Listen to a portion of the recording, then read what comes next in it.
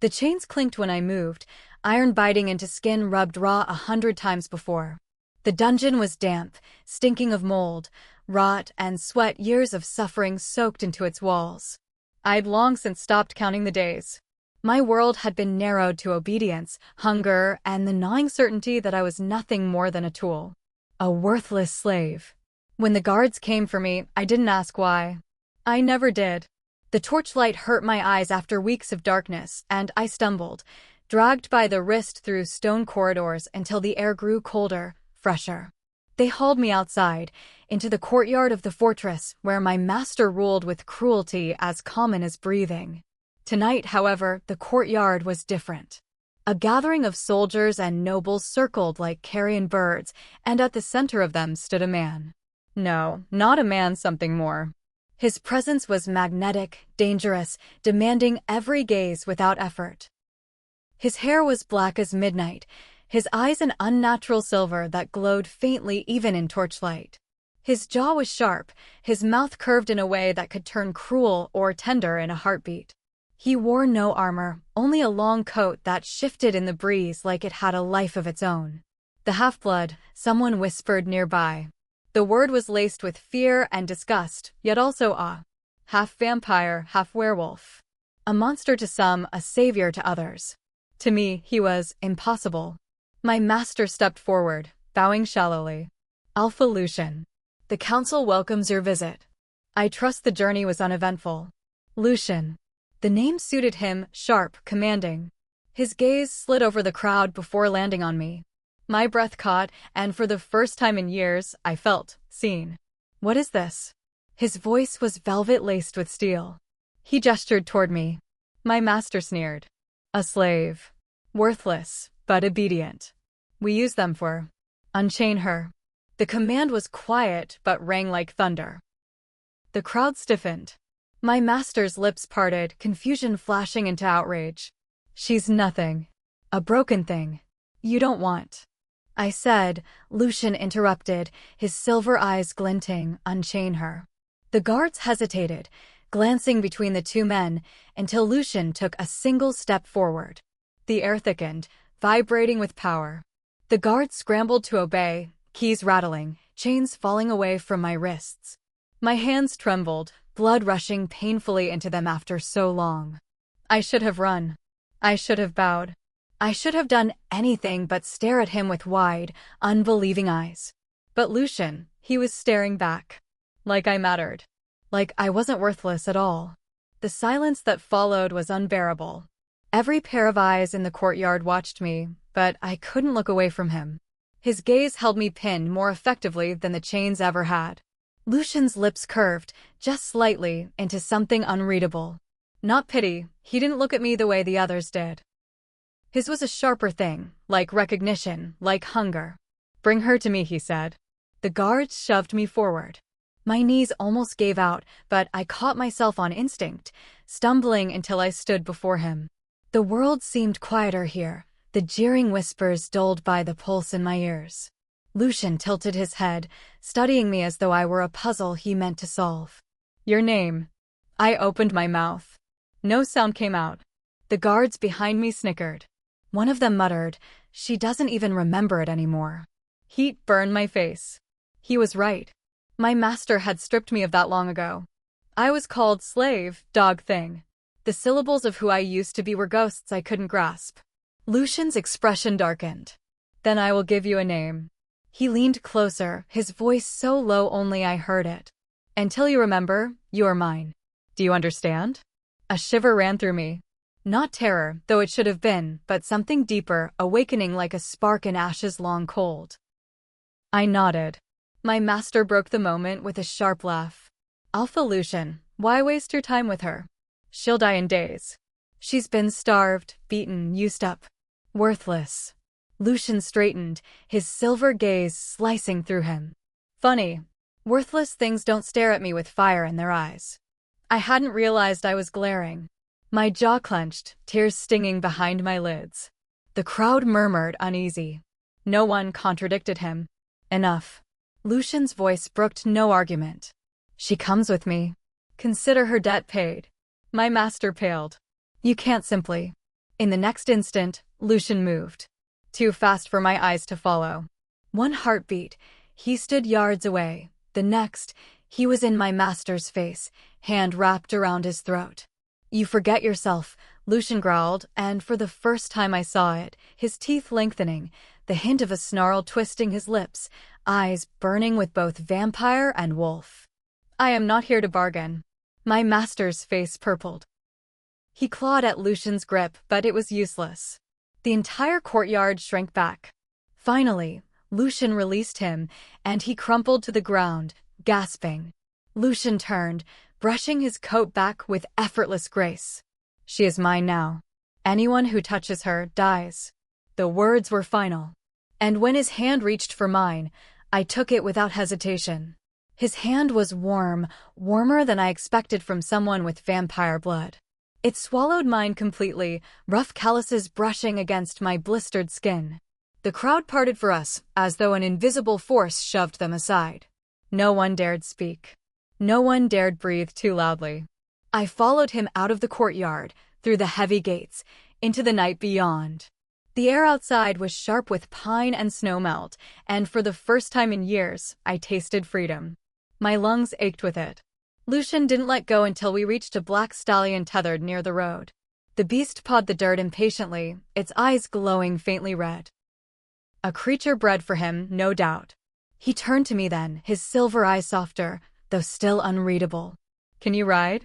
I blinked at him. Ride?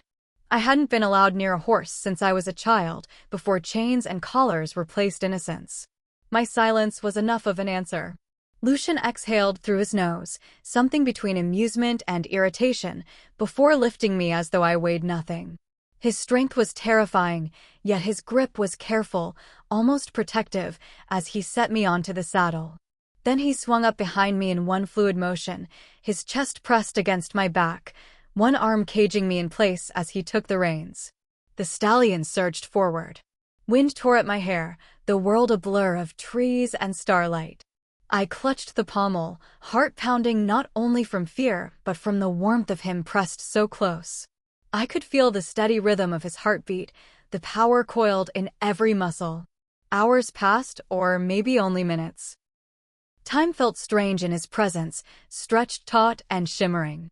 Finally, the forest opened into a hidden glade. A cabin stood at its center, built from dark timber, smoke curling from its chimney. Not a fortress, not a palace. A home. Lucian dismounted first, then reached for me again. His hands lingered a moment too long at my waist as he helped me down. "You'll be safe here," he said simply. Safe. The word struck me harder than chains ever had. I didn't know what it meant anymore. I searched his face, trying to understand why. Why me? Why save someone broken, filthy, unworthy? As if he read my thoughts, Lucian's hand brushed my cheek, knuckle tracing lightly over the bruise there. "Because you are not what they made you believe," he murmured. His voice was softer than before, almost reverent. "And because I couldn't leave you behind." My breath caught. The world tilted. And in that moment, I realized the most dangerous thing of all. I wanted to believe him. The cabin was small but sturdy, lit with the golden glow of a fire already burning in the hearth. The warmth hit me like a physical embrace, and I almost sagged to my knees from the shock of it. For years, my world had been cold stone and colder hearts. This was something else entirely. Lucian shut the door behind us, bolting it with a heavy iron latch. The sound echoed like a promise no one would reach me here. He crossed the room, setting down his coat and gloves with casual ease, but every movement was sharp, controlled, deliberate. Like the wolf in him paced just beneath the surface. "Sit," he ordered gently, gesturing to a chair by the fire. I obeyed, lowering myself onto the wood as though it might vanish beneath me. My hands trembled in my lap, unsure of what to do without chains. Lucian moved about the cabin with quiet efficiency, pouring water into a basin, fetching clean cloth, slicing bread from a loaf on the table. "You're starving," he said without looking at me. My throat tightened. Starving was my natural state. I hadn't thought of it as something to fix. He placed the bread before me, along with a wedge of cheese and a steaming cup of tea. The smell alone made me dizzy. "Eat," he said.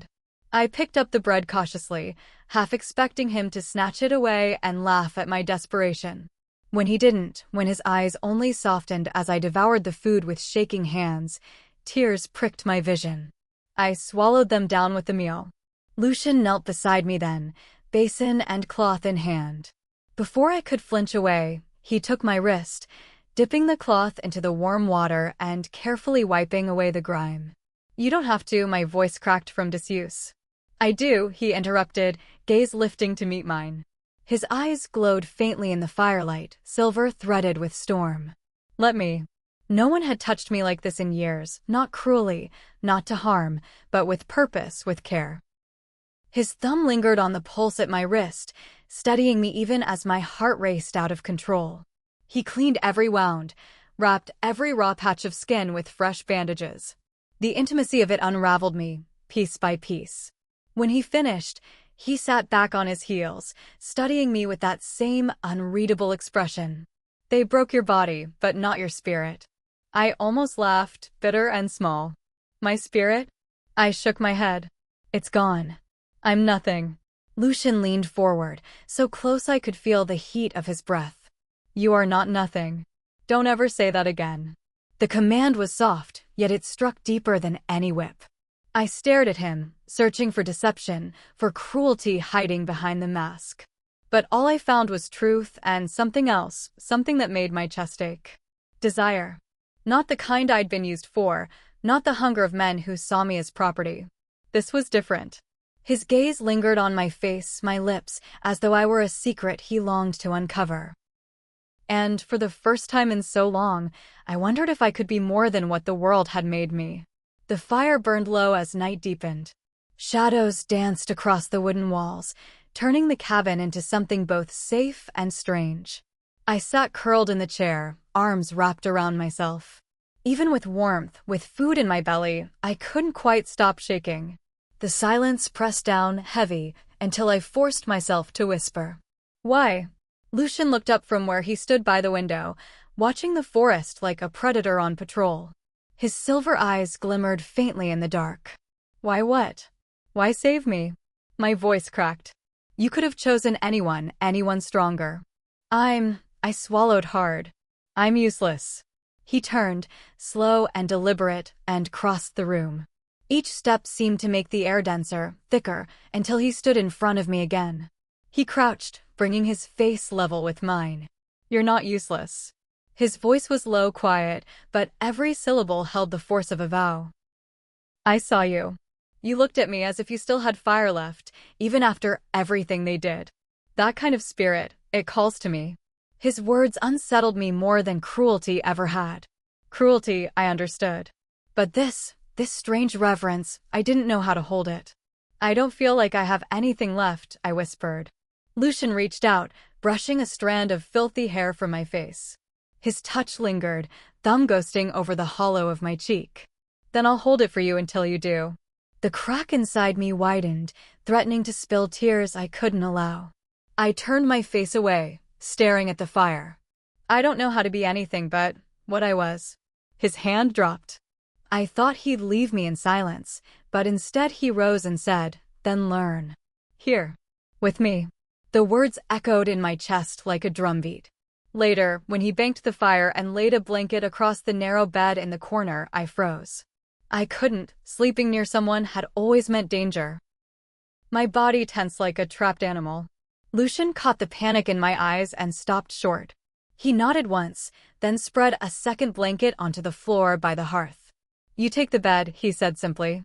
"I'll stay here." It shouldn't have meant anything. But to me, it was everything. Proof that he didn't see me as a possession, proof that his words weren't lies. I lay down that night on clean sheets, body trembling with exhaustion. Across the room, I heard him settle onto the floor, a restless wolf keeping watch. His presence filled the space, steady, grounding. And for the first time in years, I closed my eyes without fear. Morning came slowly. I woke to birdsong, sharp and unfamiliar after years of waking to shouted orders or the crack of a whip. For a moment I didn't move, afraid the peace would vanish if I breathed too loudly. The bed beneath me was soft, though my body still ached from old bruises. Then the smell reached me, meat sizzling, herbs, something warm and savory. My stomach twisted painfully with hunger.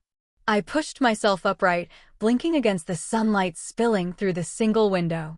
Lucian stood at the stove, turning strips of venison in an iron pan. His dark hair was tousled, his broad shoulders tense, but his movements were precise, almost graceful. He glanced over his shoulder. "You're awake." It wasn't a question. He'd known the second my eyes opened. I lowered my gaze. I didn't mean to sleep so long. A short huff of amusement left him. "You slept less than a normal night. You're not weak for resting." The words twisted inside me. Weak. Worthless. That was what I'd always been told. Yet here he was, handing me a plate piled with food as if I were worthy of being cared for. "Eat," he said. I obeyed, unable to resist the pull of hunger. The meat was tender, the herbs sharp on my tongue. Each bite felt like it anchored me back into my body, reminding me I was alive. Lucian sat across from me, not eating yet, his gaze steady and unreadable. "What?" I muttered, shrinking under the intensity of it. "You don't look away from me," he said. "Most people do." Heat flushed through me. I don't know how not to. Something flickered in his eyes, satisfaction maybe. Or something darker. When the meal was done, he rose and pulled on his coat. "I need to patrol the forest." "You'll stay here. No one knows of this place, but it's better to be cautious." The thought of being left alone made my chest tighten. Chains or not, solitude had always been the cruelest punishment. My voice trembled. "Can't I come with you?" He stilled, hand on the doorframe. Slowly, he turned back. "Out there, it's dangerous. Vampires roam at night. Wolves test their strength in packs. You've been caged too long to fight them." "I don't want to be caged anymore." The words burst from me before I could stop them. My fists clenched in my lap, nails biting my palms. Lucian's expression shifted. His jaw tightened, but there was approval in his gaze, faint but unmistakable. "Very well," he said at last. "But you stay at my side. Always." I nodded, a strange fire sparking in my chest. For the first time in years, I felt the stirrings of choice. And when he opened the door, the forest beyond looked less like a prison and more like a promise. The forest was alive in ways I had forgotten. Sunlight streamed through the canopy in golden shards, dust motes dancing like tiny spirits. The air was sharp with pine and damp moss, a living world so different from stone walls and torch smoke that my chest ached just breathing it in. Lucian moved like a shadow ahead of me, silent despite his size. His coat brushed ferns, boots sinking into soft soil, but he made less noise than a bird settling on a branch. I followed clumsily, every crack of a twig beneath my feet making me flinch. "Stay close," he murmured without turning. I was already so close my hand nearly brushed his. Still, I inched nearer, comforted by the sheer presence of him. The deeper we went, the more the forest seemed to change. The air grew heavier, threaded with something metallic and wrong. My skin prickled, instinct screaming though I couldn't name why. Lucian froze. His hand shot back, palm out, a silent command. "Stop." I obeyed instantly. My breath caught in my throat as he lifted his head, nostrils flaring, silver eyes narrowing. A low growl rumbled in his chest, barely audible but enough to make the hair on my arms rise. Then I saw it. Between the trees, something shifted. Too fast, too pale. A figure with skin like parchment and eyes like burning coals. Fangs glistened as it hissed, crouching low. A vampire. Every muscle in my body locked. I had seen them before, roaming the fortress dungeons, but never free, never wild. My legs wanted to run, but Lucian's steady presence rooted me in place. The creature lunged. In an instant, Lucian was no longer beside me but in front, intercepting it midair. The crack of bone meeting flesh rang through the forest as his hand shot out, seizing the vampire's throat. He slammed it to the ground with enough force to send up a spray of dirt and leaves. "Mine," Lucian snarled, his voice layered, wolf and vampire both answering the call. His fangs gleamed, claws raking the creature's chest as it writhed beneath him. I stumbled back, heart hammering. fear and awe tangled inside me. He wasn't just strong, he was terrifying, a storm in human form. The vampire screeched, snapping its jaws, but Lucian's claws tore through its throat, silencing it in an instant. Blood dark as ink spilled across the forest floor. Lucian rose, chest heaving, silver eyes blazing. For a heartbeat, he wasn't a man at all. He was the monster everyone feared, fangs bared, hunger carved into every sharp line of his face. And yet, when his gaze found mine, something shifted. The hunger softened. The wolf quieted.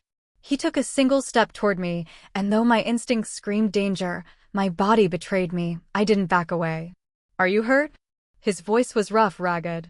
I shook my head, unable to speak. Lucian exhaled, running a blood-stained hand through his hair. "Good. Then we move. There will be more." More. The word chilled me. But as he reached out, offering me his hand, I took it without hesitation. Because no matter the danger, being at his side felt safer than chains ever had. We walked on, my hand still in his, though it wasn't until the trees began to thin that I realized he hadn't let go. His grip was firm but not painful, anchoring me through the whirlwind in my chest. I kept glancing at the smear of black-red blood drying on his skin. The smell of it lingered, sharp and metallic, making my stomach twist. Yet Lucian moved with the ease of someone who had long lived with blood as constant as breath. Finally, we stopped at the edge of a stream. The water rushed clear and cold, and Lucian knelt, scrubbing his hands clean. I stayed standing, arms wrapped tight around myself. What was that?" My voice cracked, fragile as the thin mist rising from the water. He didn't look up. A feral vampire who's lost all sense of reason. Nothing left but hunger. I shivered. I had seen hunger before in M. Lucian rose, shaking water from his hands. His eyes met mine, sharp and unyielding. "You need to understand something. My kind, my blood, it draws them. Vampires hate what I am, and wolves fear it. Both sides want me dead." I swallowed hard. "Because you're both?" "Half of each," he said flatly. "Which means I belong to neither." His lips curled into something between a sneer and a smile. "And yet I am stronger than either." The memory of his claws tearing through the vampire's throat sent another shiver down my spine. He was right. There had been no contest.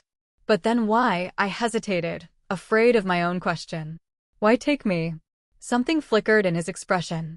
He stepped closer until the stream murmured at our feet. "Because you're not ordinary either," he said. My breath hitched. I'm nothing." No, his tone brooked no argument. "I felt it the moment I saw you. Something in you called to me. Not human. Not anymore." I staggered back. "That's not true. I'm broken," he finished for me, voice low, fierce. "They tried to break you, yes. But they couldn't. That fire in your eyes, it's more than defiance. It's blood. Power."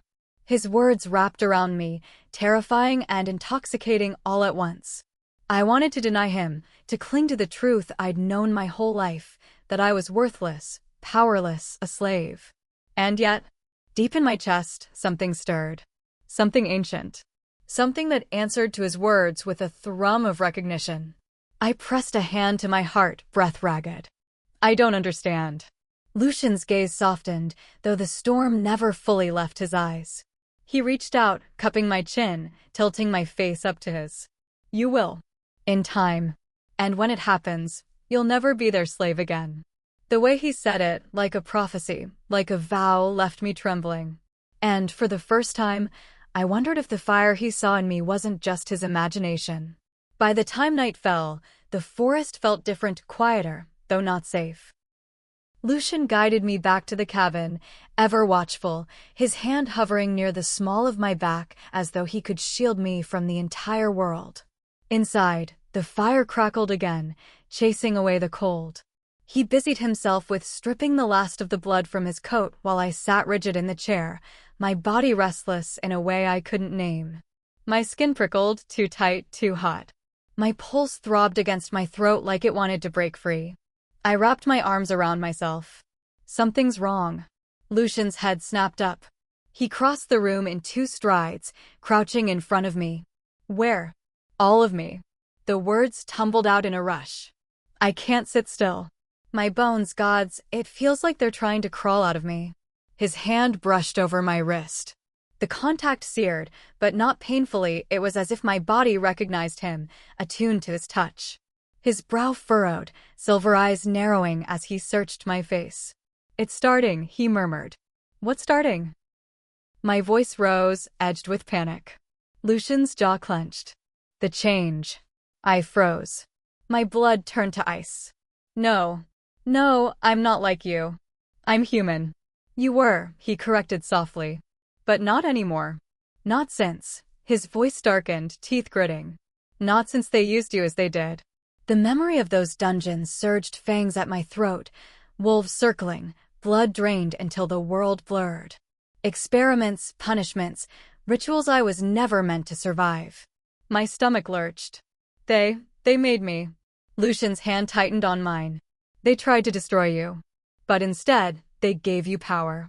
I shook my head, tears burning my eyes. I don't want it. I don't want to be a monster. He leaned closer, voice dropping to a fierce whisper. Then don't. You're not them. You're not me. You'll be something new, stronger, freer. No chain will ever hold you again. The firelight caught on his fangs as he spoke, his wolf shadow flickering behind his words. And God's help me, I wanted to believe him. But then the pain struck.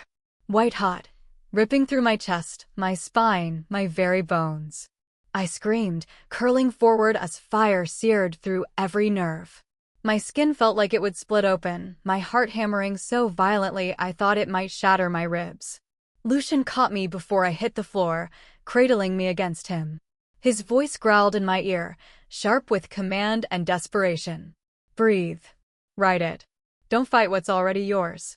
My nails dug into his shoulders as my body convulsed, heat and hunger tearing me apart from the inside. Somewhere in the storm of agony, I felt it, that spark, that fire he had spoken of, igniting in my blood. And even as the world went black, one thought pierced through the haze. I was no longer human. When awareness crept back to me, it came with silence. No chains. No voices. Just the steady crackle of firewood and the slow, deliberate rhythm of breath that wasn't mine. I opened my eyes. The world looked sharper. Every shadow glowed with edges I had never noticed. The fire didn't just flicker, it pulsed alive. I could count the grains of ash falling like snowflakes in the hearth. And beneath it all, I heard him. Lucian. His heartbeat, slow, powerful, steady as thunder muffled by mountains. I gasped. The sound was too loud, startling even myself. Lucian stirred in the chair beside the bed, his long frame coiled like a predator at rest. He must have been watching over me for hours, maybe longer. His silver eyes snapped open, locking on me instantly. You're awake. Relief softened the gravel in his voice. He leaned forward, forearms braced on his knees, studying me with an intensity that made my skin prickle. What happened to me? My voice sounded wrong, lower, rougher, threaded with a resonance that wasn't there before. Lucian didn't answer at once. He rose instead, moving to stand over me. The firelight painted him in shifting gold and shadow, a creature half angel, half beast. You survived what no one should have, he said finally. And in surviving, you became more. I pushed myself upright, and the movement sent a shock through my body. Muscles rippled under skin that felt unfamiliar. My nails lengthened, dark and sharp, before shrinking back as if they had a will of their own. I gasped again, clutching the blanket around me. I can't, panic surged. I can't control it. Lucian caught my chin, forcing me to meet his eyes. His touch was firm but not cruel, grounding me like stone beneath rushing water. You will, he said. But you have to stop fearing it. Fear makes monsters. Well, makes alphas. The word struck me. Alpha. That was him, not me. I was nothing. I don't want this, I whispered, tears stinging. I don't want to be a slave, he cut in sharply. His silver eyes blazed, fierce enough to burn. Then never call yourself one again. This power is yours. Not theirs. Not even mine. Yours. His conviction cracked something deep inside me. All the years of believing I was worthless, all the lies beaten into my bones, they warred with the truth vibrating in my blood. I wasn't weak anymore. I wasn't prey. But that terrified me more than chains ever had. Lucian seemed to sense it. His hand slipped from my chin to rest over my heart. The weight of it was steady, unyielding. "You're not alone in this. I'll teach you. I'll stand with you until you can stand on your own." His voice dropped rough, almost reverent. "And even then, I'll still be there if you'll have me." My breath hitched. His nearness, his words, the fire in his eyes, they wrapped around me like a snare I didn't want to escape. I should have pulled away. But instead, my hand rose, trembling, to cover his where it lay over my heart. And for the first time since my chains had fallen, I let myself hope. The days that followed blurred together, each one shaping me into someone I barely recognized. Lucian wasted no time. The very morning after my awakening, he led me into the forest, his stride purposeful, his gaze sharp. The sun filtered through the canopy, and the scents hit me with crushing force: earth, pine, damp moss, the faint musk of deer. Everything was stronger, brighter, alive. It was overwhelming. "Breathe," Lucian commanded when I staggered, clutching my head. "Not like a human. Draw it deeper. Filter it. Separate each scent." I tried. The air clawed at my lungs, every inhale too much, but slowly I began to sort them. Pine from cedar. Water from blood. His scent strongest of all, warm and wild, laced with smoke and iron. Lucian's mouth curved faintly. "Good. You're learning." The training didn't end there. He made me run until my muscles burned, climb trees until bark tore my palms, listen until I could count the wing beats of birds overhead. When I faltered, his voice lashed through the weakness, harsh but steady. "You think chains made you weak? No. They only made you forget. Strength doesn't die, it waits. Call it back." At night, when exhaustion claimed me, he watched. I'd wake to find him by the hearth, silver eyes reflecting the flames, his presence a sentinel against every nightmare. One evening, after a brutal sparring session that left me gasping in the dirt, I slammed my fist into the ground. My claws had slipped out again, tearing the soil uncontrolled. "I can't do this," I shouted, tears of frustration burning. "Every time I think I've got it, it slips away. I'm not like you. I'm—" Lucian's hand seized my wrist, hauling me upright. His grip was iron, his gaze blazing. "Stop saying that." "Stop saying what?" I choked. "That you're nothing. That you can't. You are like me. You're mine." The last words were rough, torn from his chest like he hadn't meant to say them. My heart stuttered. His silver eyes softened, just barely, but his hand lingered on my wrist, thumb brushing over my racing pulse. "Control comes with trust," he said more quietly. "Not just in yourself, but in me. Let go of the fear. Trust me to catch you." I stared at him, trembling not from exhaustion now, but from something hotter, sharper. The bond between us pulled taut, undeniable. And when he finally released me, I almost wished he hadn't. It happened on the 4th night of training. The forest was restless, too quiet, too still. Even I could sense it, my new instincts bristling beneath my skin. Lucian led us deeper into the trees, his hand raised in silent warning whenever I stepped too loudly. The moon was a sharp crescent above, silver bleeding across the branches. "Something's hunting," Lucian murmured, his voice low enough to blend with the night. My breath caught. "Hunting us?" Before I could ask, the air shifted. A growl rumbled through the underbrush, followed by glowing eyes. Pairs of them, circling, closing in. Wolves. Real ones, not hybrids. Their scent hit me in a wave. Musk, blood, hunger. My pulse thundered. "Lucian. They're testing you," he cut in, rolling his shoulders as though he welcomed it. "Good. Time you stopped training in theory." The largest wolf lunged. Before I could react, Lucian met it mid-leap, his claws flashing in the moonlight. The beast crumpled beneath him, yelping. 2 more sprang from the shadows. And then one came for me. My body locked. I saw the flash of teeth, the glint of saliva, the sheer weight of muscle hurtling toward me. Every instinct screamed to curl, to shield, to wait for pain. That was what I'd always done. But something else surged inside me, hot, primal, furious. The fire Lucian spoke of roared to life, flooding my veins. My scream tore through the night, but it wasn't fear. It was power. My claws burst forth, longer, sharper than ever before. My vision sharpened to predator clarity, and when the wolf's jaws closed around me, I met it head-on. I didn't think I moved. My hand lashed out, sinking claws into its throat. Hot blood sprayed across my face as I twisted, ripping it free. The wolf collapsed at my feet, choking, thrashing. I stumbled back, chest heaving, hands dripping red. My heart raced so violently I thought it might explode. Lucian dispatched the last of his attackers with brutal efficiency, then turned to me. His silver eyes widened slightly at the sight. I trembled, staring down at what I'd done. The wolf's lifeless body lay sprawled in the dirt, blood pooling black beneath the moonlight. My stomach churned. My voice broke. I killed it. Lucian strode to me, seizing my bloodied hands in his. His grip was firm, grounding me even as I shook. Yes, he said simply. You did. Tears burned my eyes. I didn't mean to. You survived. His tone was fierce, unyielding. You didn't cower. You didn't let it take you. You fought. I shook my head, but his hands tightened, forcing me to look up at him. This is who you are now, Lucian growled. Not prey. Not slave. Predator. His words should have horrified me. And they did. But beneath the horror, something else flickered: pride. And when Lucian leaned closer, his forehead brushing mine, whispering, "You're mine, little wolf," I didn't pull away. The forest was too quiet after the fight. The wolves lay still, their bodies cooling in the dirt.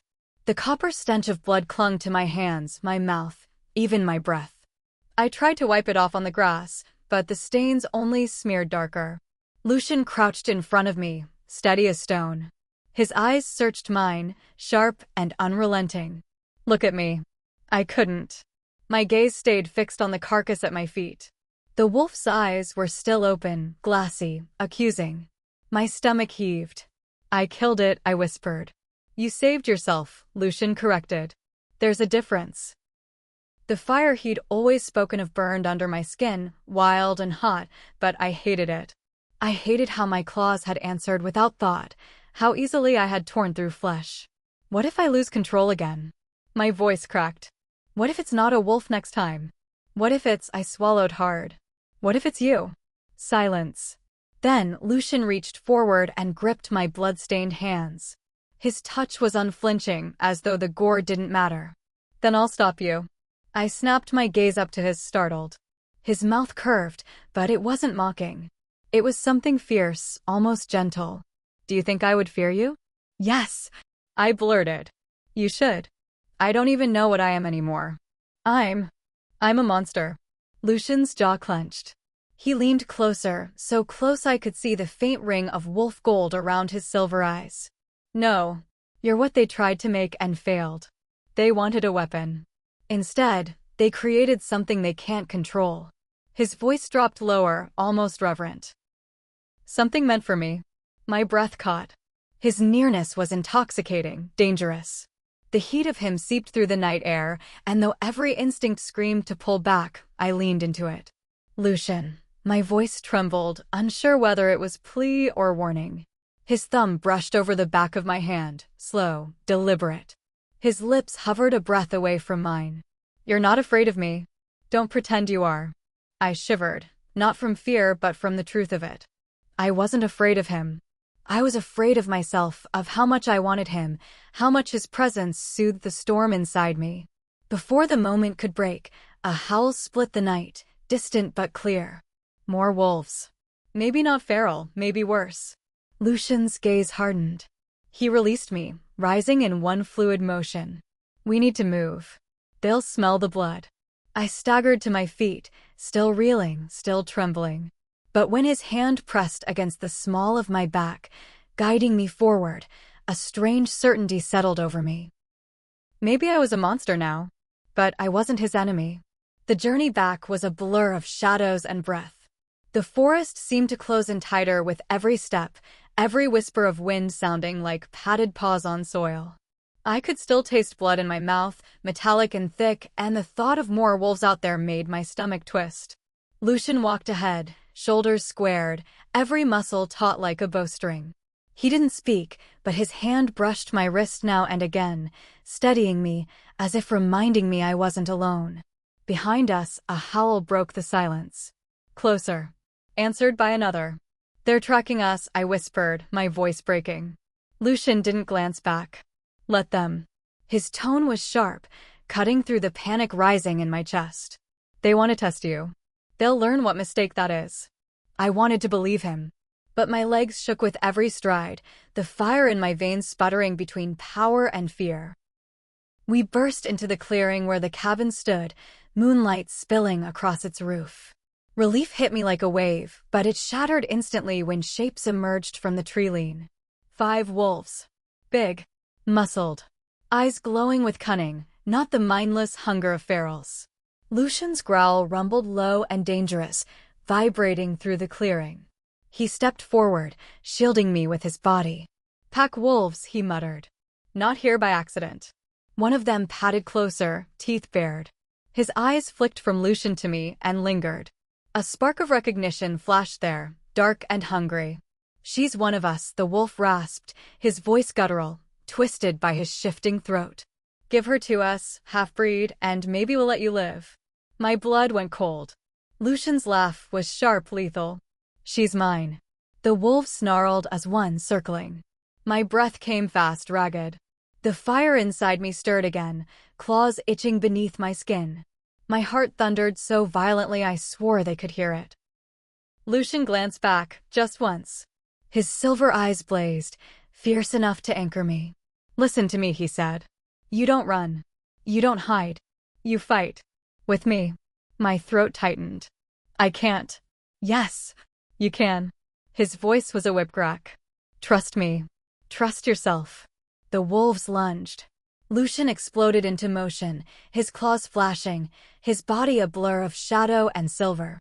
One wolf crashed into him, and the clearing erupted into snarls and blood. The second came for me. I screamed not in fear, but in release. My claws tore free, my vision sharpened to unnatural clarity.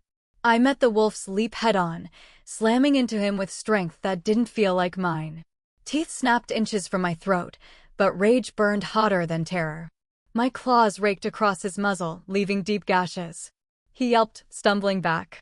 For the first time, I didn't feel helpless. I felt alive. And as Lucian's voice roared through the night, "Fight, little wolf." I did. The clearing erupted into chaos. 2 wolves circled Lucian, snapping, their muscles rippling with each lunge. He moved with inhuman precision, ducking, striking, ripping with claws that gleamed silver in the moonlight. His growls weren't human, weren't wolf. They were both, layered and terrible, rattling through the trees. But my fight was here. The wolf-eyed wounded shook his head, blood dripping from his muzzle. His lips peeled back, fangs bared, and he sprang again. This time, I didn't stumble. I felt the fire inside me surge, not as pain but as power. My muscles coiled, ready, and when he leapt, I met him. We collided with a thud that shook my bones. He snapped at my neck, but I twisted, claws flashing, and drove them deep into his flank. His howl split the night, vibrating through my chest. Rage, mine, not his, roared up, drowning everything else. I shoved him back, teeth clenched, my breath hot with the taste of blood and adrenaline. Another wolf joined him, circling me. My pulse thundered, but beneath it I heard Lucian's voice cutting through the madness. "Don't think. Move." So I did. The second wolf lunged low. I sidestepped, clumsy but fast, and my claws raked his side. The first wolf came from the other direction, jaws snapping shut around my arm. Pain seared white-hot, but instead of breaking me, it fed the fire. A snarl tore from my throat, and I slammed my claws into his neck. His grip loosened. Lucian's battle was brutal. He had one wolf pinned, claws buried in its chest, when the other lunged at his back. Without thinking, I moved. My body obeyed instinct I didn't know I had. I tackled the attacker midair, dragging it down before it could reach him. My claws tore into its fur, ripping muscle from bone. It thrashed beneath me, but I didn't let go until its struggle slowed. Silence fell. The clearing was a mess of blood, torn earth, and ragged breathing. 3 wolves lay dead, their bodies broken. The last 2 limped back toward the tree-line, snarling, but they didn't press the fight. Their eyes lingered on me, not Lucian, but me, with something between hatred and fear. Then they vanished into the trees. I staggered, chest heaving, blood dripping from my claws. My whole body trembled, every nerve alight with fury and triumph. I turned, searching for Lucian. He stood over the bodies of his kills, chest bare where his coat had been torn, blood streaking his skin. His silver eyes found mine, glowing bright as the moon. For a long moment, he only stared. Then, slowly, deliberately, he smiled. "You fought," he said. His voice was rough, raw. "With me. Not behind me." I swallowed hard, my breath still shaking. "I killed them." "You lived," he countered, stepping closer. His hand rose, cupping my cheek despite the blood smeared across it. "And gods, you were magnificent." Heat surged through me, fear, desire, hunger all tangled together. My claws retracted, leaving only trembling hands pressed against his chest. His heartbeat thundered beneath my palm, steady, grounding. For the first time, I didn't feel worthless. I felt dangerous. And the way Lucian looked at me, like I was his equal, his match, it terrified me more than anything else. The cabin door slammed shut behind us, shutting out the forest, the blood, the silence of the dead. Inside, the firelight washed everything in gold and shadow. My legs shook beneath me, but adrenaline kept me upright, every nerve in my body still sparking from the fight. Lucian dropped his shredded coat onto the table. His chest heaved, muscles gleaming with sweat and streaked with blood. Not all of it was his. I stood just inside the doorway, hands still trembling, claws threatening to push through again at the memory of tearing flesh. My breath caught on a sob I refused to let free. Lucian was suddenly there, closing the space between us. His hand caught my chin, forcing my gaze up. His silver eyes burned, not with anger, but with something rawer, something I couldn't name. "You did well," he said, low and rough. "I killed them," I whispered, my voice breaking. "You survived." His thumb brushed over my cheek, smearing dirt and blood. "You protected yourself. You fought beside me. That's more than survival. That's strength." My chest heaved. "I don't want to like it." His lips curled, wolfish and knowing. "You don't have to. But part of you does." I saw it. The words struck me deep because they were true. Somewhere beneath the terror, I had felt it. The rush, the thrill, the freedom of finally not being prey. And worse than that, I had wanted more. "I'm afraid," I admitted, the words torn from me. Lucian's forehead dropped to mine, his breath hot against my lips. "Good. Fear means you still have something worth holding on to. But listen to me, little wolf." His hand slid to the back of my neck, steady and unyielding. "You are not a monster. You are mine." The last word shivered through me, not like a chain but like a promise. I trembled, not from fear this time, but from the pull between us. My hands rose, hesitant, and pressed against his chest. His heartbeat thundered beneath my palms, as wild as mine. "Lucian." My voice cracked on his name. His eyes flicked to my lips, then back to my eyes, holding there like he was wrestling with something inside himself. His jaw clenched, his thumb brushing against my pulse. "If I kiss you," he murmured, "there's no going back." Every instinct screamed to run, to push him away, to protect what was left of me. But louder still was the fire in my blood, the pull I couldn't fight. I tilted my face up, breath trembling. "Then don't stop." Lucian's restraint snapped. His mouth crashed against mine, hot and claiming, all fong and hunger and desperate need. And for the first time in my life, I didn't feel taken. I felt chosen. The kiss consumed me. His mouth was fire and shadow, tasting of blood and smoke and something deeper, something his.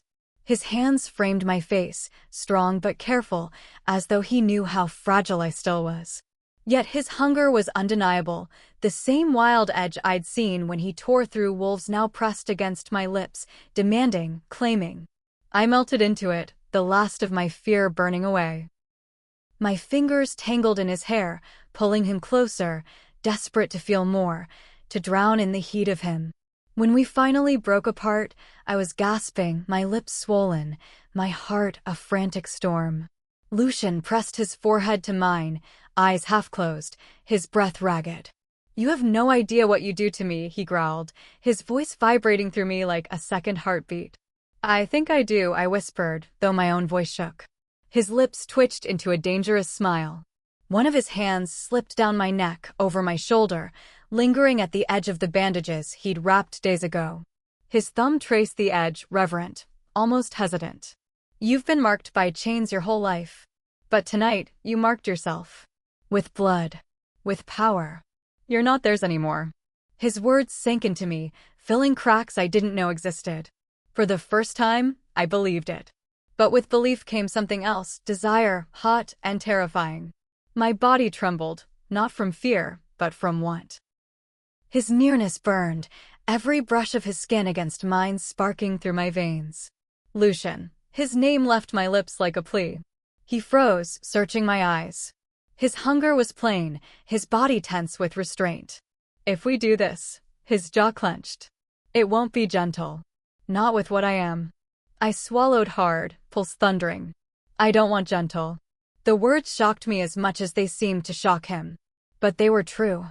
After years of being broken, used, discarded, I didn't want fragility. I wanted to live, to burn, to be seen as strong enough to stand beside him. Lucian growled low in his throat, the sound vibrating against my chest. His control shattered, and he claimed my mouth again, fiercer, hungrier. His hands slid to my waist, pulling me flush against him, his body heat scorching through my clothes. I moaned into the kiss, the sound swallowed by his lips, and for the first time in my life, surrender wasn't weakness. It was freedom. Because this time, it was my choice. The fire burned low, casting the cabin in shifting gold and shadow. His mouth devoured mine, fierce and unyielding, yet every brush of his hands carried restraint, as though he balanced on a knife's edge. I wasn't afraid. Not anymore.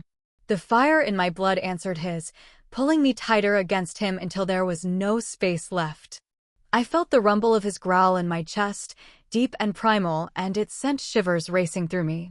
Lucian tore his lips from mine, his breath ragged, fangs glinting in the firelight. "Tell me to stop," he rasped, though every line of his body screamed that he couldn't. I shook my head, clutching his shirt in trembling fists. "Don't you dare." The last of his control broke. He lifted me as though I weighed nothing, setting me down on the bed with a gentleness that contradicted the hunger in his eyes. He loomed over me, a shadow and a flame, and when his mouth found my throat, I arched against him, a gasp tearing from my lips. Heat consumed me. His hands mapped every scar, every place I thought I was ruined, and never once did he flinch. He touched me like I wasn't broken, like every part of me was his to worship, to claim. And I gave myself to him, not because I was forced, not because I was commanded, but because for the first time in my life, I wanted to. The night stretched on, wild and relentless. My claws scraped his skin, leaving trails across his back. His fangs grazed my neck, never piercing, but promising what could be. We burned together, two storms colliding, fierce and untamed. When it was over, we lay tangled in the sheets, our breaths heavy, our bodies slick with sweat. The fire had died down to embers, but the warmth between us was enough. Lucian's arm draped across my waist, anchoring me. His face pressed into my hair, and for a moment, the monster, the alpha, the half-blood savior, was just a man holding me like I was the only thing that mattered. "You're mine," he murmured, voice rough with exhaustion. I closed my eyes, a single tear sliding free, but this time not from pain. "Yours," I whispered back. And for the first time, the word didn't feel like a chain. It felt like belonging. Dawn crept into the cabin slowly, soft and pale through the narrow window. I stirred first, blinking against the light, my body aching in ways both strange and sweet. For a moment, I didn't move. The air was warm, the sheets tangled around me, and Lucian's arm was heavy across my waist, his chest pressed against my back. His breathing was deep, steady, the sound of a predator finally at rest. It should have felt wrong. It should have felt dangerous. But instead, it felt like safety. I closed my eyes again, just for a moment, letting myself pretend I was someone else, someone who hadn't been chained, beaten, stripped of name and worth. Someone who belonged here in this warmth, beside a man who looked at me as if I wasn't broken. Lucian shifted behind me, waking. His breath brushed my ear as he murmured, "You're awake." His voice sent a shiver through me. "So are you." A low chuckle rumbled in his chest. His hand tightened briefly at my hip before he pulled back, giving me space. When I rolled onto my back, he was watching me, silver eyes softened in a way I'd never seen. The silence stretched. My chest tightened beneath his gaze. "Do you regret it?" he asked finally, his voice rough, careful. My throat worked. Did I? I thought of the heat, the fire, the way he had touched me like I wasn't worthless. I thought of the word I'd whispered, yours, and how it had felt like freedom, not chains. "No," I whispered, shaking my head. "Do you?" His eyes flared, silver flashing like moonlight on water. "Never." The word anchored something fragile inside me. But with it came fear, sharp and sudden. I sat up, clutching the blanket to my chest, my back stiff. "I don't know how to do this," I admitted, my voice trembling. "I don't know how to be with someone. I don't know how to be anything." Lucian rose too, sitting beside me but not touching. His hands braced on his knees, his gaze fixed on the dying embers in the hearth. "You don't have to know. You only have to try. With me." I swallowed, tears pricking my eyes. "What if I can't?" His head turned, eyes pinning me with a force that stole my breath. "Then I'll carry you until you can." The words broke me. The tears came, hot and silent, slipping down my cheeks before I could stop them. Lucian reached out, hesitant at first, then pulled me into his arms. His embrace was fierce, unyielding, as if he meant to shield me from the entire world. And for the first time, I let myself cry. The fire had burned down to ashes when Lucian finally let me go. My tears had soaked into his chest, but he hadn't pulled away, hadn't mocked or scolded. He just held me, solid and unshaken, until the storm inside me eased. By the time I could breathe again, the light outside had grown stronger. Morning had fully come, and with it, a heaviness settled over him. His hand brushed my hair back once more before he stood. "There's something you need to know," he said, his tone shifting from tender to sharp, purposeful. I sat straighter, clutching the blanket tighter. "What?" Lucian paced the cabin like a caged predator, silver eyes flashing. "That fight last night wasn't random. Wolves don't cross this deep into my territory unless they're sent." My stomach twisted. "Sent? By who?" His jaw clenched. "The packs. The vampire covens. Take your pick. They all want the same thing, me dead. Or worse." His gaze flicked to me, heavy with meaning. "And now they've seen you." The blanket suddenly felt useless against the chill crawling over my skin. "Me? Why would they care about me?" Lucian stopped pacing, looming over me with that intensity that always pinned me in place. "Because you're not human anymore. They'll smell it on you, feel it in your blood. And hybrids," his lips curled into a grim line. "Hybrids are an abomination to them. A threat to everything they know." The word hybrid struck me like a stone. I shook my head, denial spilling out. "No, I didn't choose this. I didn't ask for it. They won't care." Lucian's voice was quiet but unyielding. "The moment you killed in that clearing, you proved what you are. They'll come for you." Fear clawed at my chest, sharp and suffocating. "So what do I do?" Lucian crouched in front of me, his hand gripping mine tight. "You learn. You fight. You stand at my side." His silver eyes burned. "I will not let them take you. Not the packs, not the covens, not anyone." The words steadied me, even as terror gnawed at the edges. His conviction was iron, absolute. But I couldn't shake the truth of it. My life was no longer just mine. I had become part of his war, his world. A world that would tear me apart if I faltered. I swallowed hard. Then teach me. Make me strong enough. Lucian's lips curved, the faintest ghost of a smile.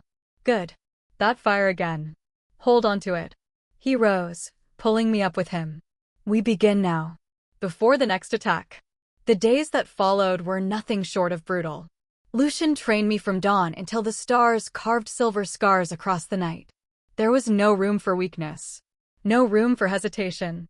He pushed me harder than I thought my body could endure. Again, he ordered, circling me in the clearing behind the cabin. My arms trembled, my breath ragged. The wooden staff he'd forced into my hands felt heavier with every strike. I can't, I gasped. Lucian's silver eyes narrowed. Can't or won't. My grip faltered. The staff slipped, clattering to the ground. I fell to my knees beside it, chest heaving, every muscle screaming. Lucian stalked toward me, looming like a storm. He crouched, his face close enough that his breath brushed my lips. Do you think your enemies will let you stop when you're tired? His voice was low, sharp, relentless. They'll kill you. They'll tear you apart. And worse, they'll use you against me. His words struck deeper than any blade. Shame burned hot in my chest. I clenched my fists, nails biting my palms. Pick it up, he growled. I forced my shaking body to obey. My fingers closed around the staff, and I rose unsteadily to my feet. Lucian's expression shifted, satisfaction flickering beneath the harshness. That's it. Again. So I swung. Again and again. Until the fire in my blood roared louder than the ache in my muscles, until every movement was less about survival and more about fury. And then came the sparring. Lucian never went easy. He struck fast, claws flashing, strength held just enough in check that he didn't break me, but enough to bruise, enough to test. Every time I fell, he forced me back up. Every time I hesitated, he punished it with a sweep that left me gasping in the dirt. Stop thinking, he barked one night as I stumbled back, my shoulder bleeding from a shallow crosswipe. Your mind was trained to cower. Your blood was made to fight. Trust it. I snarled, more at myself than at him, and lunged. My claws lashed out, catching his arm, drawing blood. He grunted, stumbling back half a step. For the first time, I'd marked him. The shock of it froze me. My breath caught. Lucian's lips curved into something dangerous. He looked at the blood on his arm, then at me. His silver eyes burned brighter than the moon. Yes, he growled, low and approving. That's it. That's my wolf. The sound of his pride sent a thrill through me that had nothing to do with the fight. Heat coiled low in my belly, and I hated how much I craved that look in his eyes. But beneath it, something else stirred, dangerous, raw, inevitable. I wasn't just learning to fight. I was becoming something new. It happened on the 7th night. The air was heavy with storm, clouds smothering the moon. Lucian had been harder on me all day, his strikes sharper, his voice more relentless. By the time the sun vanished, my body was a map of bruises and shallow cuts. We circled each other in the clearing, rain beginning to spit from the sky. My claws were out, my breath ragged, my body shaking with exhaustion. Again, Lucian ordered. His eyes glowed like silver flames in the dark. Come at me. I'll lose, I spat, frustration spilling over. Then lose better. Something in me snapped. I roared, hurling myself at him with every shred of strength left. Our bodies collided, claws clashing, teeth bared. He shoved me back easily, forcing me into the mud. Rage boiled up, hotter than the pain. I surged to my feet, claws flashing, striking again and again. Lucian blocked, dodged, countered, his movements infuriatingly effortless. Too slow, he growled, catching my wrist and twisting until I gasped. You'll never win like this. They'll kill you before you touch them. I'm trying. I screamed, twisting free. My claws slashed across his chest, tearing fabric, drawing blood. His expression sharpened, approval, but still merciless. Not enough. The words broke me. All the years of chains, of being told I was worthless, all the frustration of failing, all the fear of losing myself, it erupted. The fire inside me exploded. Pain lanced through every bone, my vision going white. My claws lengthened, fangs stabbing sharper, my skin rippling with heat and shadow. The world tilted, sounds amplifying until I could hear the storm tearing across the horizon, the thundering of Lucian's pulse, the crackle of his breath. Power surged, unstoppable, terrifying. My scream tore through the clearing, half human, half beast, shaking the air. Lucian froze. For the first time, he looked startled. I lunged. Faster than before, faster than even I could follow. My claws missed his throat by inches, slamming into a tree instead. Wood splintered, the trunk snapping clean in half. The tree groaned and crashed into the mud behind him. I staggered back, horrified, chest heaving. My hands dripped with sap and blood from where splinters had torn me. My vision blurred red, instincts snarling for more destruction, more blood. Lucian's silver eyes blazed. He stepped forward, but not in fear. In awe. "You don't know what you've just done," he whispered. His chest rose and fell, his breath sharp, hungry. "That power, gods, I've never seen. Make it stop." I sobbed, clutching my head as the fire inside me raged, claws refusing to retract. "I can't, I'll hurt you." He caught my face in his hands, forcing my wild gaze to his. "No, you won't. Listen to me. Breathe. You are not the fire. You control it." His forehead pressed to mine, his voice a growl against my lips. "Look at me. Feel me. Anchor to me." Through the storm inside, his presence cut through like steel. My claws trembled, my body racked with sobs, but slowly the fire ebbed. My fangs dulled, my nails shrank, the rage dimming until I collapsed against him, shaking. Lucian held me tight, arms iron around me. His breath was ragged in my ear. "You don't understand," he murmured, voice dark with reverence. "That wasn't weakness. That was power even I can't match." I shivered, tears streaking my bloodied face. "Then what am I?" His hand cupped the back of M. The storm raged long into the night, rain drumming against the roof, wind howling through the trees. Inside the cabin, silence pressed heavier than the thunder. I sat curled on the edge of the bed, my hands trembling, still stained with blood and sap. Every time I blinked, I saw it again, the tree splitting, the sheer violence of it, the raw fire that had poured from me without mercy. My stomach churned. Lucian moved about the room like a caged wolf, restless, pacing. His shirt was gone, discarded after my claws had torn it open. Red marks scored his chest and arms where I'd come too close. They should have been fading already with his healing, but some of them lingered. "Because of me. I could have killed you," I whispered, the words strangled. Lucian stopped. His silver eyes cut toward me, sharp as blades. "No, you didn't lose control. You held it long enough to stop when I told you." "I nearly didn't." My voice cracked. "You don't understand, I felt it. I wanted more. To rip, to tear, to feed." My breath hitched on the confession. "If you hadn't been there, I was there." His voice was fierce, dangerous. He stalked toward me, the storm reflected in his gaze. "And I will always be there. Do you hear me? You think I can't handle you." I shrank back instinctively, but he caught my wrists, not cruel, just unyielding. He pulled me up, forcing me to face him, to see the marks I had left across his skin. "These?" He lifted my hands, pressing my trembling fingers against the shallow wounds.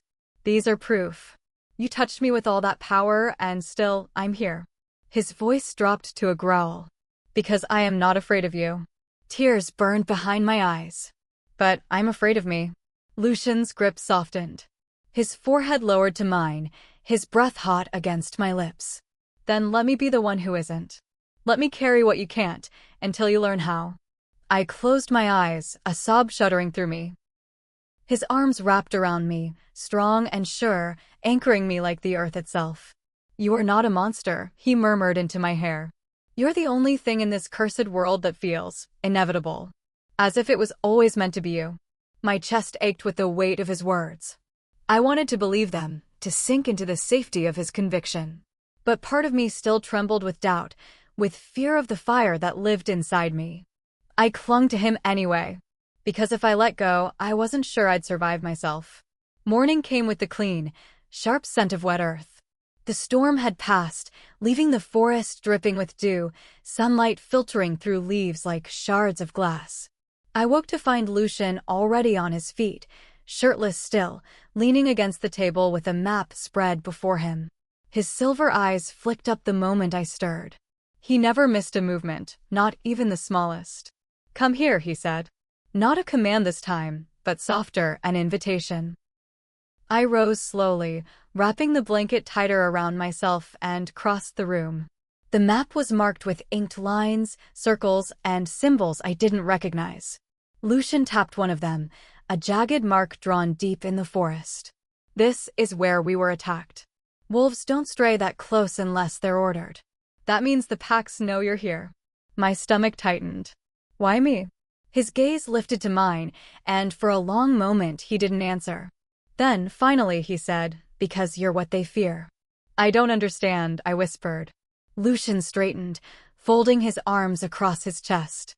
His voice carried weight, as though he were reciting truths that had been carved into his bones. "The wolves cling to dominance, bloodlines, hierarchy. The vampires cling to control, tradition, purity. But hybrids, we don't belong to either. And worse," his lips curled, not in amusement, but in something darker. "We're stronger." I shook my head. "Stronger? I could barely survive training. Last night I almost." "You shattered a tree with one strike." His voice cut sharp. "You forced me back. Do you understand what that means? Even among hybrids, power like yours is unnatural." The word made my chest clench. "Unnatural. You make it sound like a curse." His expression softened, but only slightly. He stepped closer, his hand brushing my jaw, tilting my face up. "No, it's not a curse. It's balance. Wolf and vampire blood don't mix, they're oil and fire. But in you, they burn together. Do you know what that makes you?" I swallowed hard, unable to speak. His silver eyes glowed, his voice a reverent growl. "It makes you evolution." The weight of it crushed me. I staggered back, shaking my head. "No, I can't be that. I never asked." "You didn't choose this," Lucian cut in, his jaw tight. "Neither did I. But it chose us. And now every pack, every coven will hunt you until you're dead or theirs." His hand clenched at his side, claws threatening to slip free. "And I'll kill every one of them before I let that happen." The fierceness in him should have scared me. Instead, it steadied me. I whispered, barely audible, "You'd fight the whole world for me?" His gaze softened in that way that always unraveled me. "I already am." We left at dawn the next day. Lucian packed lightly supplies, weapons, a few dark cloaks. His movements were brisk, efficient, but I felt the weight in them. He hadn't said it outright, but I knew the cabin was no longer safe. I stood at the threshold, staring out at the mist curling between the trees. My chest tightened. That little cabin had been the first place I'd ever felt free, the first place I'd ever slept without fear. Now we were abandoning it to shadows and enemies I couldn't see. Lucian appeared behind me, laying a hand on my shoulder. His touch steadied me, though it couldn't quiet the ache. "It was never meant to last," he said softly, as if reading my thoughts. "But safety isn't in walls, little wolf. It's in strength." I nodded, though the words were heavy in my throat. "And if I don't have enough of it?" He squeezed my shoulder. "Then you borrow mine." We moved quickly, slipping into the forest paths I never would have noticed without him. Lucian's senses guided us, ears twitching at distant sounds, nose flaring at scents I couldn't catch. His hand brushed mine now and then, always close enough to pull me back if I faltered. Hours passed. The forest shifted around us, thicker and darker.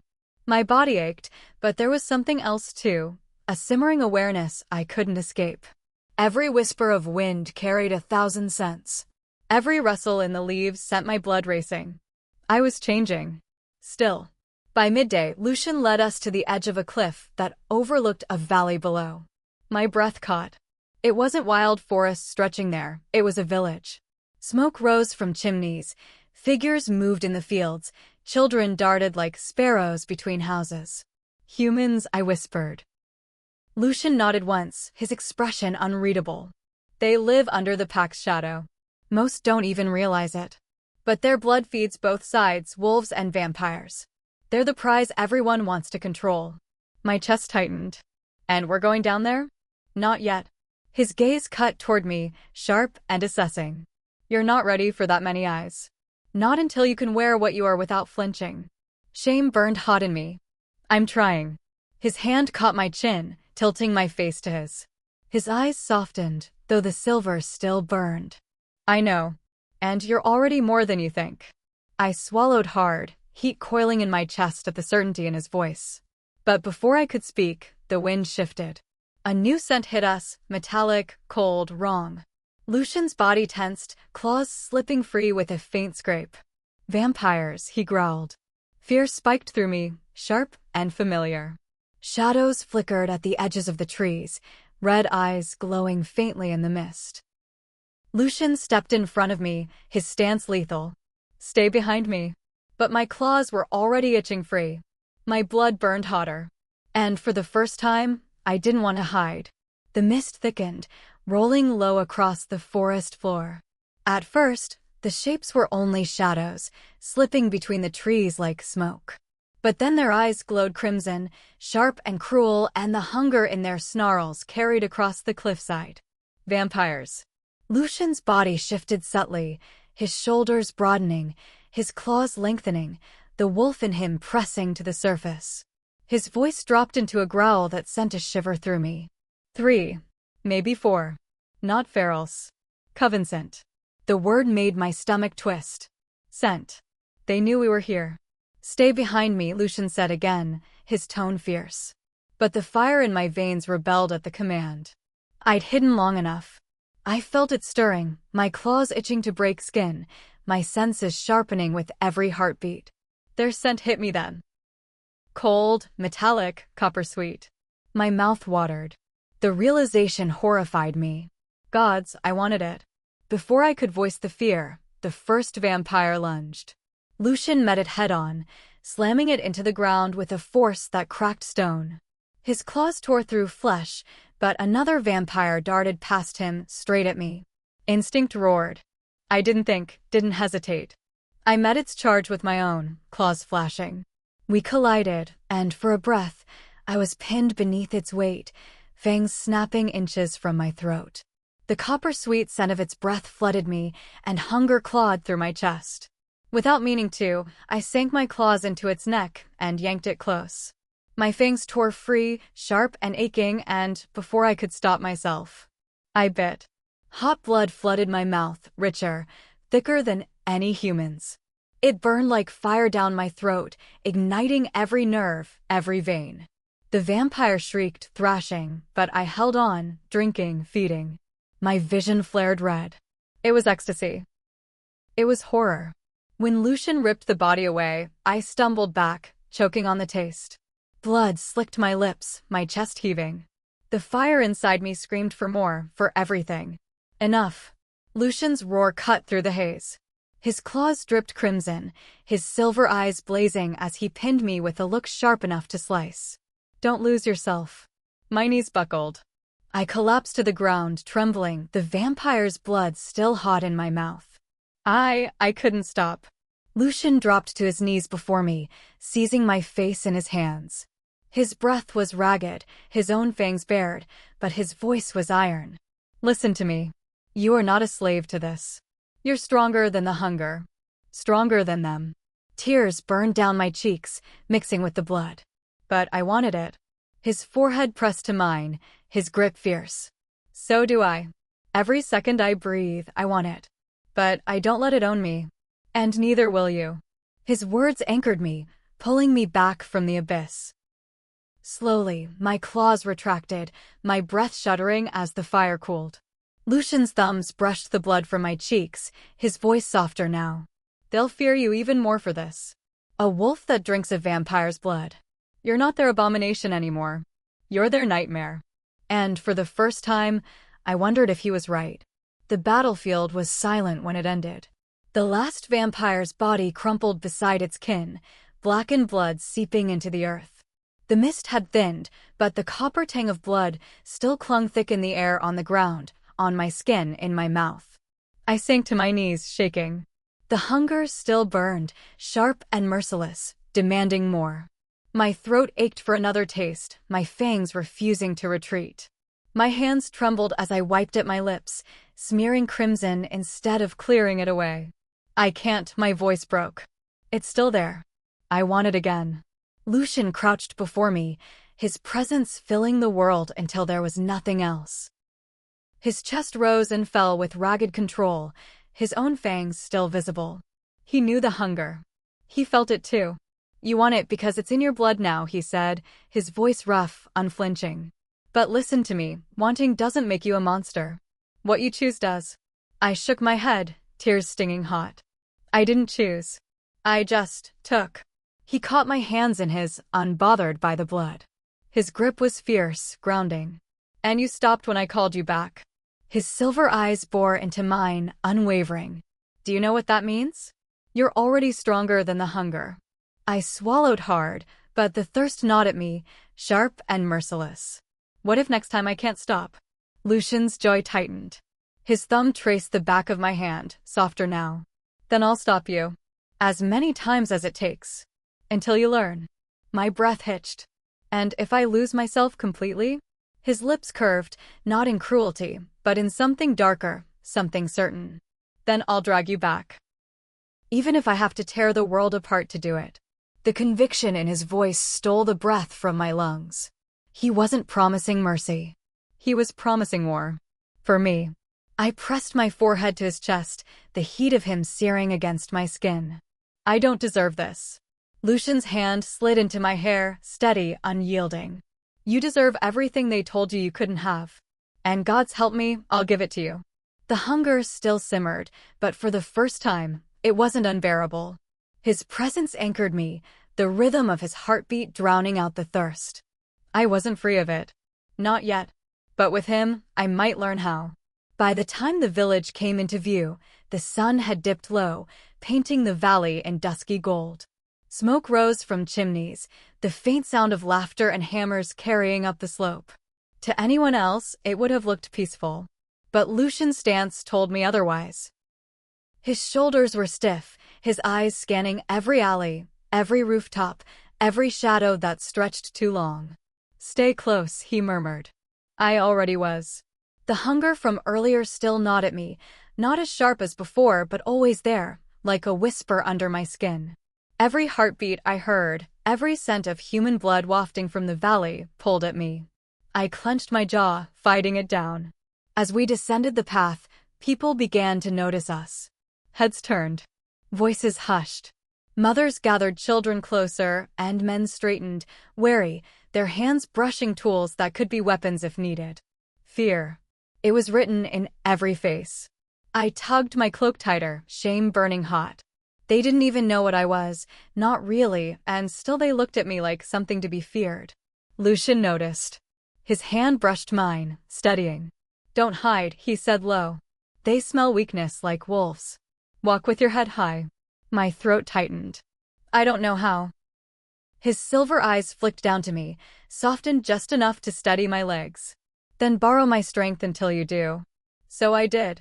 I lifted my chin, kept my steps steady beside him, though inside I trembled.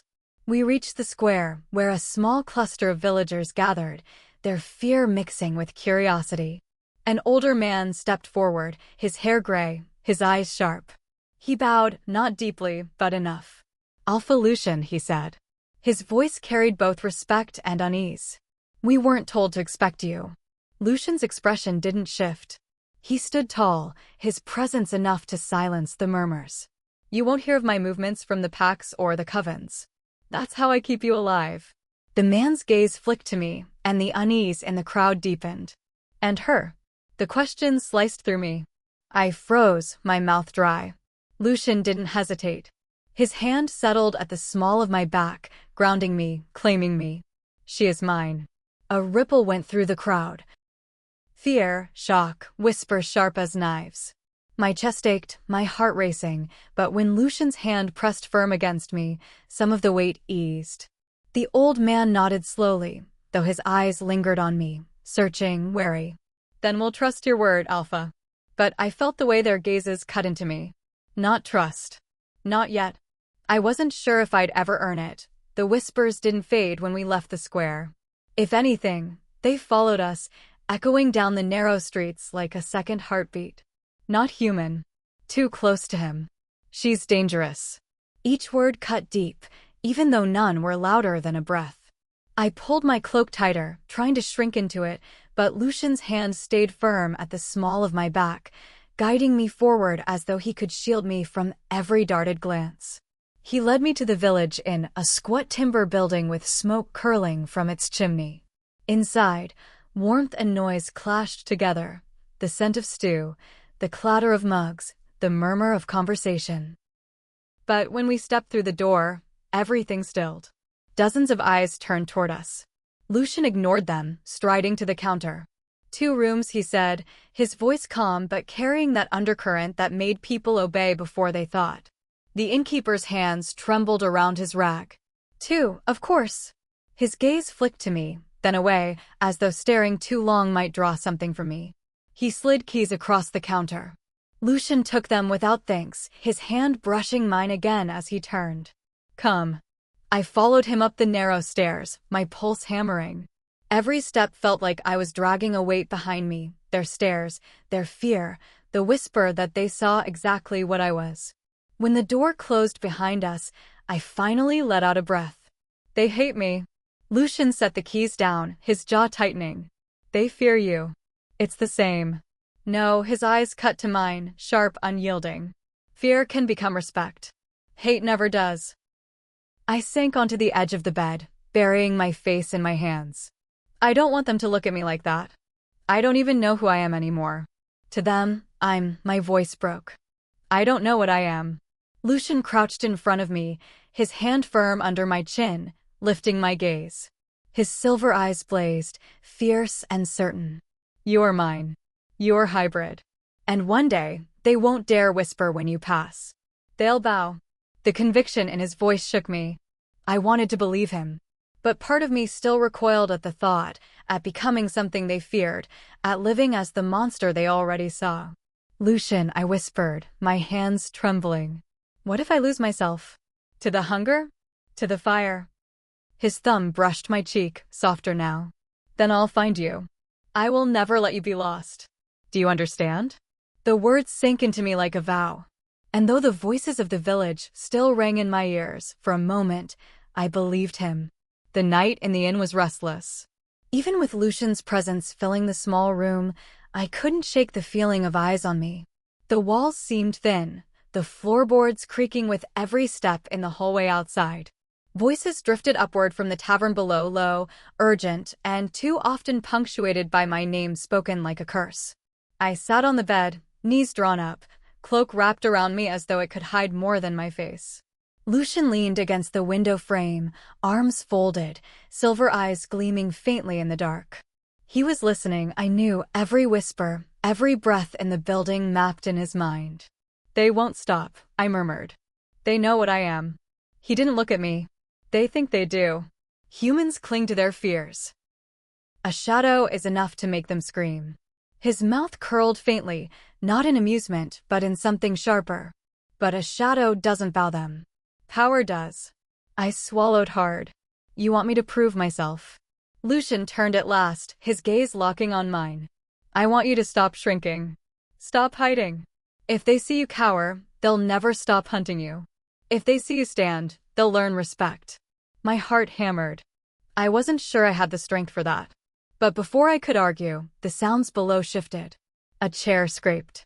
Boots thudded up the stairs. Angry voices followed. Lucian was already moving, pulling the door open just as 3 men approached, villagers, broad-shouldered, reeking of ale and fear. One clutched a rusted pitchfork, another a knife. Their eyes darted past Lucian to me. There, the first man spat. That's her. We don't want her kind here. My stomach dropped. I rose instinctively, but Lucian's growl filled the hallway, low and dangerous. Careful. But the men didn't back down. Fear had sharpened into something bolder, uglier. We've lived under wolves and leeches long enough, the second man sneered. Now you bring a half-breed freak among us? She'll drain our children before the week's done. My blood burned, claws threatening to push free. I wanted to deny it, to scream that I wasn't what they thought, but the taste of vampire blood still lingered on my tongue. What if they were right? Lucian stepped forward, but I caught his arm. My voice shook, but it held. No. Let me. His silver eyes flared, sharp with warning. But I stepped past him anyway. The men's jeers faltered when I faced them directly, chin lifted, cloak falling back from my shoulders. My heart thundered, but I didn't shrink. You think I'm a monster, I said, my voice steady though my hands trembled. Maybe I am. But I'm not yours to fear. I'm his. I nodded toward Lucian, my claws slipping free with a metallic scrape. And if you threaten me again, you'll learn what that means. The hallway went still. The men paled, eyes darting between my claws and Lucian's steady, lethal smile. They backed away, muttering curses, their bravado shattered. Only when they vanished down the stairs did I realize I was shaking, breath ragged. Lucian's hand closed around mine, squeezing just enough to steady me. His lips curved into a dangerous smile. That, he murmured, was the first step. Morning came heavy with unease. When I stepped out of the inn, wrapped in my cloak, the villagers' eyes followed me like shadows. Some spat on the ground when I passed. Others whispered behind their hands. Mothers tugged their children away, though some of the little ones stared openly, wide-eyed, as if torn between terror and fascination. Lucian walked at my side, a wall of power and indifference. The way his presence filled the narrow street was enough to keep most from daring to confront us directly. Still, I felt every flinch, every hiss of breath, every stone-hearted gaze pressed like a weight against my back. They won't ever accept me, I muttered under my breath. Not yet, Lucian replied. But fear fades when it's outweighed by need. And sooner than they think, they'll need you. His certainty was iron, but I couldn't share it. We reached the square, where a small market had sprung up despite the tension. Villagers arranged baskets of root vegetables, jars of honey, bolts of coarse cloth. I lingered at the edges while Lucian spoke with the gray-haired elder we'd met the day before. It didn't take long for the stares to become more than whispers. A woman selling herbs pointed openly, her voice sharp enough to carry. That's her. The beast he brought. Others glanced over, muttering. Look at her eyes, unnatural. Keep your distance. She should be burned, not sheltered. My claws itched, pressing just beneath my skin. I curled my hands into fists, forcing them to stay hidden. Lucian's words from last night echoed. Don't shrink. Don't hide. But before I could move, a small voice piped up. She's pretty. The market stilled. A little girl stood in front of her mother's skirts, staring at me with wide, curious eyes. Blonde braids framed her round face, her hands clutching a ragged doll. The mother hissed, trying to pull her back, but the girl darted free and came closer, close enough that the scent of her innocence hit me like a strike. My throat tightened. Hunger stirred, sharp and sudden, and I froze. The girl tilted her head, studying me. Are you really scary? My breath caught. I don't know. Lucian's shadow loomed at my side, his hand brushing mine, anchoring me. But he didn't speak. He let me answer. The girl smiled, small but genuine. I don't think so. You don't look scary. You look sad. Something in my chest cracked. For a moment, I forgot the hunger, forgot the whispers. I crouched, lowering myself to her height, my voice soft. Maybe I was. But not anymore. Her small fingers brushed mine before her mother finally yanked her back. The woman's eyes were full of fear, but her daughter's smile lingered, bright and stubborn. The market buzzed again, whispers sharper than before, but now different. Not all fear. Some curiosity. Lucian leaned down, his lips close to my ear. Do you see? One spark is all it takes. But as I stood, my claws still tingled beneath my skin, my hunger restless. I prayed the girl was right, that I wasn't as scary as they thought. That night, the village held its breath. The market stalls had emptied long before dusk.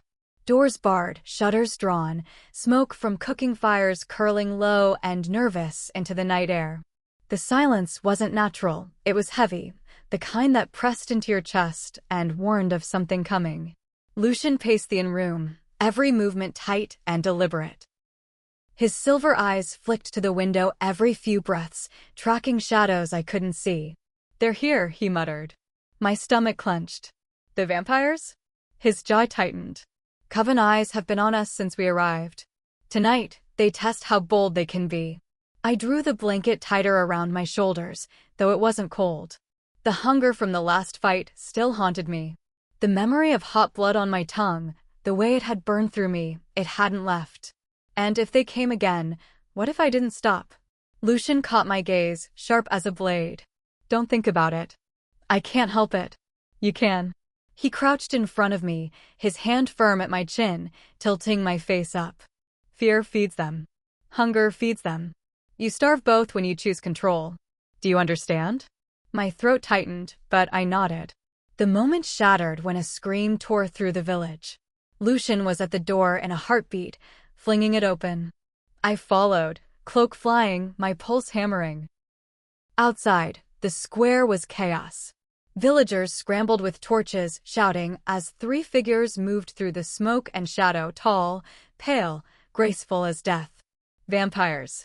Their eyes burned red, fangs flashing as they dragged a man into the open. The little girl from earlier screamed from the crowd. "Papa!" My heart lurched.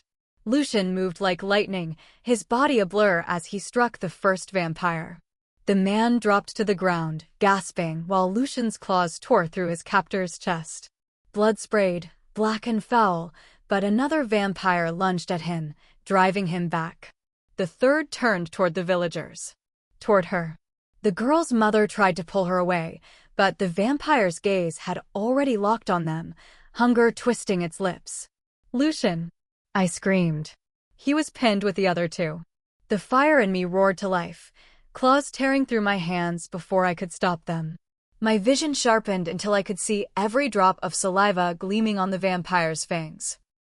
My hunger surged, but so did something hotter, fury. I threw myself forward.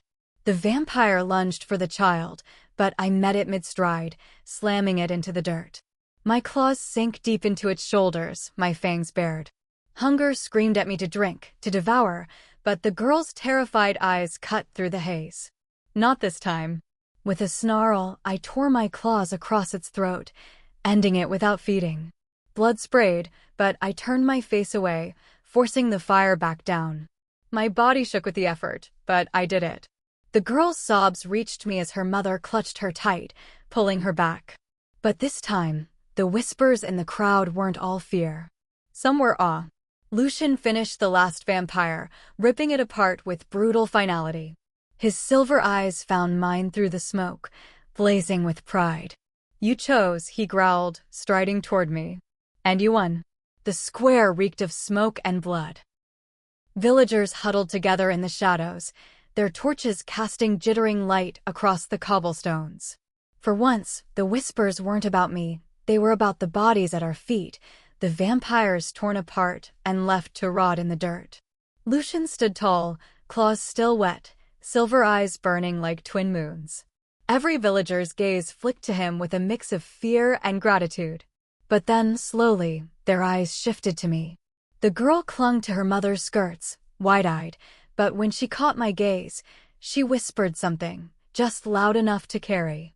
"She saved me." The words rippled through the crowd. The mother stiffened, her fear plain, but she didn't deny it. A man stepped forward, the same gray-haired elder who had first spoken to us. His eyes lingered on the vampire corpses, then on the girl trembling behind her mother. At last, his gaze settled on me. "You fought them," he said, his voice steady though his hands trembled. "Not for yourself. For us." My mouth opened, but no words came. The blood still clung to my hands, the hunger still twisted in my chest. Did they not see it? Did they not know what it had cost me not to drink? Lucian's hand brushed mine, steady, grounding. His voice carried, deep and certain. "She's not your enemy. She is mine. And tonight, she saved your people." The silence stretched. Then the elder bowed his head, not deeply, not fully, but enough. "Then perhaps, she is not the monster we feared." A ripple moved through the crowd. No one cheered. No one smiled. But the hatred in their stares had shifted. Where there had been nothing but fear, now there was the first fragile spark of respect. It should have been enough. It should have felt like victory. But as the villagers drifted back to their homes, and the torches dimmed, I felt the hunger coil tighter inside me. My claws itched, my throat burned, my fangs still sharp. Lucian led me back to the inn, silent until the door closed behind us. Then he caught my face in his hands, his silver eyes blazing. "You did it. You chose not to feed. You controlled it." My breath shuddered. "Barely. Barely is enough." His voice was fierce, his thumb brushing blood from my cheek. "Every time you fight it, you'll win easier the next. Do you understand? Tonight, you proved you are stronger than your hunger." Tears pricked hot in my eyes. I wanted to believe him. I wanted it to be true. But deep inside, a darker truth whispered. I had liked it, the blood, the power, the fire. And no matter how hard I fought, part of me still wanted more. The inn room was quiet, save for the storm still raging inside me.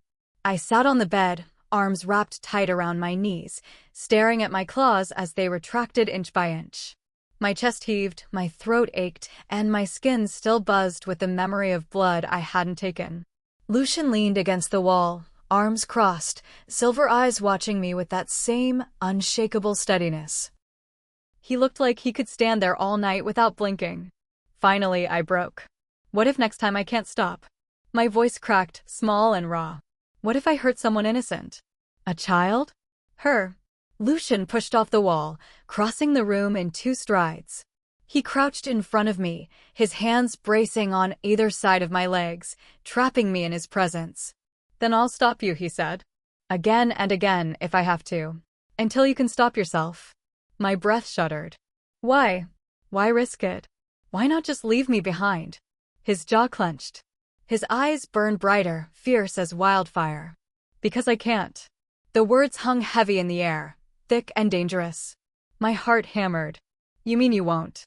"I mean I can't," he growled, his voice low, edged with something rawer than anger. "The first time I saw you, chained, broken, staring at me like I was both salvation and damnation, I felt it. That pull. That hunger." He leaned closer, his forehead nearly touching mine. "Not for your blood. For you." Heat surged through me, sharp and terrifying. "Lucian." His hands tightened against the mattress, claws digging faintly into the wood. "I've walked this world alone, hated by wolves, hunted by vampires, feared by humans. Nothing tethered me. Nothing called me back from the edge." His voice roughened, breaking on the edges. "Until you." Tears pricked hot in my eyes. I reached out, hesitant, and laid a trembling hand against his chest. His heart thundered beneath my palm, strong and wild. "Why me?" I whispered. His lips curled, not soft, but dangerous, reverent. "Because you're not afraid of me. Because you fight me. Because you burn like I do." The fire inside me flared again, not hunger this time, but something hotter, deeper. My hand fisted in his shirt, dragging him closer until our lips brushed. And when he kissed me, it wasn't gentle. It was raw, desperate, 2 storms colliding in the dark. This wasn't chains. This wasn't surrender. This was choice. The morning light cut pale and gray through the shutters, washing the room in muted gold. For a fleeting moment, I forgot the world beyond the walls. I forgot the packs, the covens, the whispers of villagers who still saw me as a monster. All I felt was Lucian's arm draped over me, heavy and warm, his chest rising steady against my back. His presence filled the room like a shield, his heartbeat echoing through me until my own matched its rhythm. Safe. For the first time in my life, I felt safe. But safety was fragile. The pounding of boots in the street below shattered the illusion. Lucian stirred instantly, awake in a heartbeat. His silver eyes snapped open, sharp and alert. He rose from the bed without a word, pulling on his shirt, scanning the window. "What is it?" I whispered, already bracing myself. "Wolves." His voice was low, hard as iron. "And not just scouts. A pack." Fear spiked in my chest. "They followed us here?" His gaze flicked to me, burning. "No. They were always coming." Saving that child last night didn't just change the humans' minds, it drew the wolves' attention. They won't let you stand as protector. Not if they can tear you down first. I pulled the blanket tighter around me, trembling. Then what do we do? Lucian crossed the room in 2 strides, gripping my chin, forcing me to meet his gaze. His eyes glowed, silver blazing like molten steel. We fight. Together. I swallowed hard. The hunger still lurked in me, restless, whispering for blood. My body still ached from the battles past. And yet, when he looked at me like that, like I was more than chains, more than fear, I believed I could. A knock thundered at the door. Not polite. A warning. Lucian released me, moving to the door with the lethal grace of a predator. He flung it open to reveal the gray-haired elder, his face pale, sweat streaking his brow. They've surrounded the village, he rasped. The wolves demand her. His eyes darted to me, full of dread. They say if we give her up, they'll spare us. The words stabbed like knives. My breath caught. Spare them, or slaughter them. Lucian's growl vibrated through the room, low and deadly. Over my dead body. The elder flinched, wringing his hands. Alpha, please. If you fight here, the whole village will burn. Lucian turned back to me. His silver eyes softened, though his jaw remained tight. They're not after the humans. They're after you. And they won't stop until we make them. My heart thundered, my claws itching beneath my skin.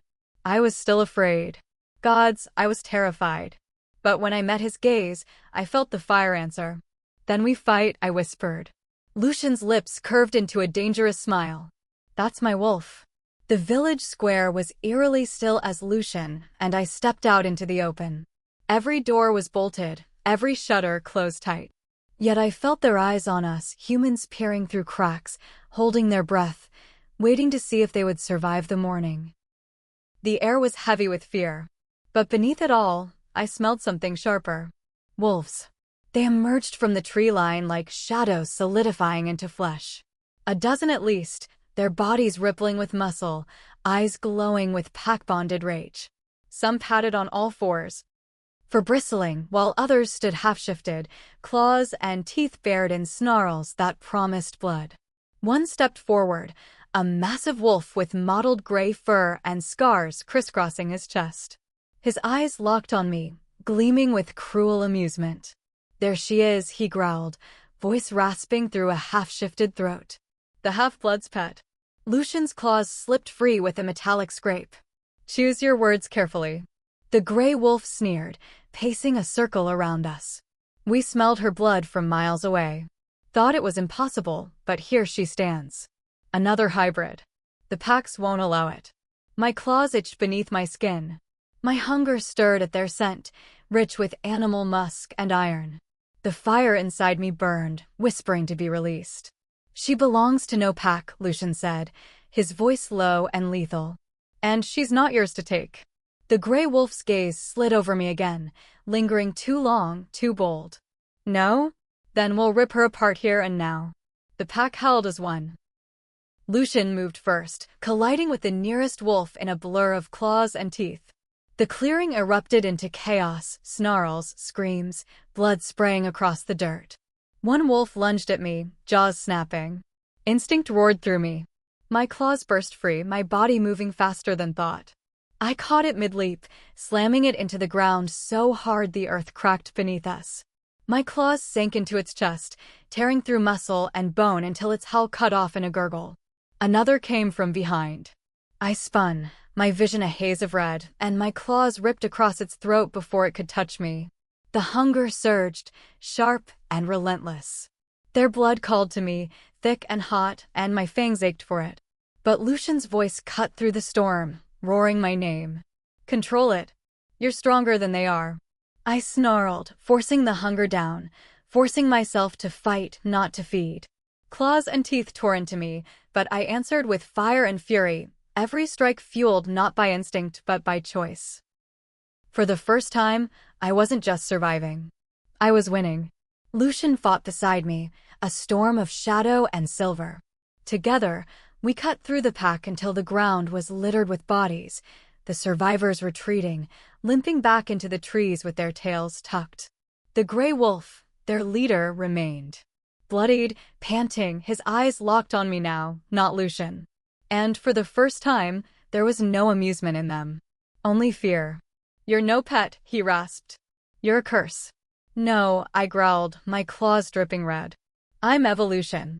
And when I lunged at him, the fire inside me no longer felt like chains. It felt like freedom. The gray wolf's body hit the earth with a sickening thud, his blood soaking into the dirt. The silence that followed was deafening. The surviving wolves had scattered into the trees, their howls fading into the distance, leaving only the echo of what had happened here. I stood over the corpse, chest heaving, claws dripping. My blood sang with fire and power, the hunger clawing at me to taste, to take, to claim my kill fully. For one terrible moment, I nearly gave in. But then Lucian's hand closed over mine. Warm. Solid. Steady.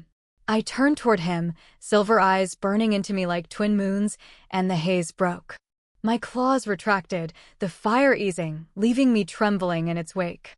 "You didn't lose yourself," he said, his voice fierce with pride. "You fought them, and you chose." My knees buckled, but Lucian caught me before I fell, his arm a band of iron around my waist. My head dropped against his chest, the steady rhythm of his heartbeat drowning out the screams of my hunger. When I lifted my eyes, I realized we weren't alone. The villagers had emerged from their homes, filling the square.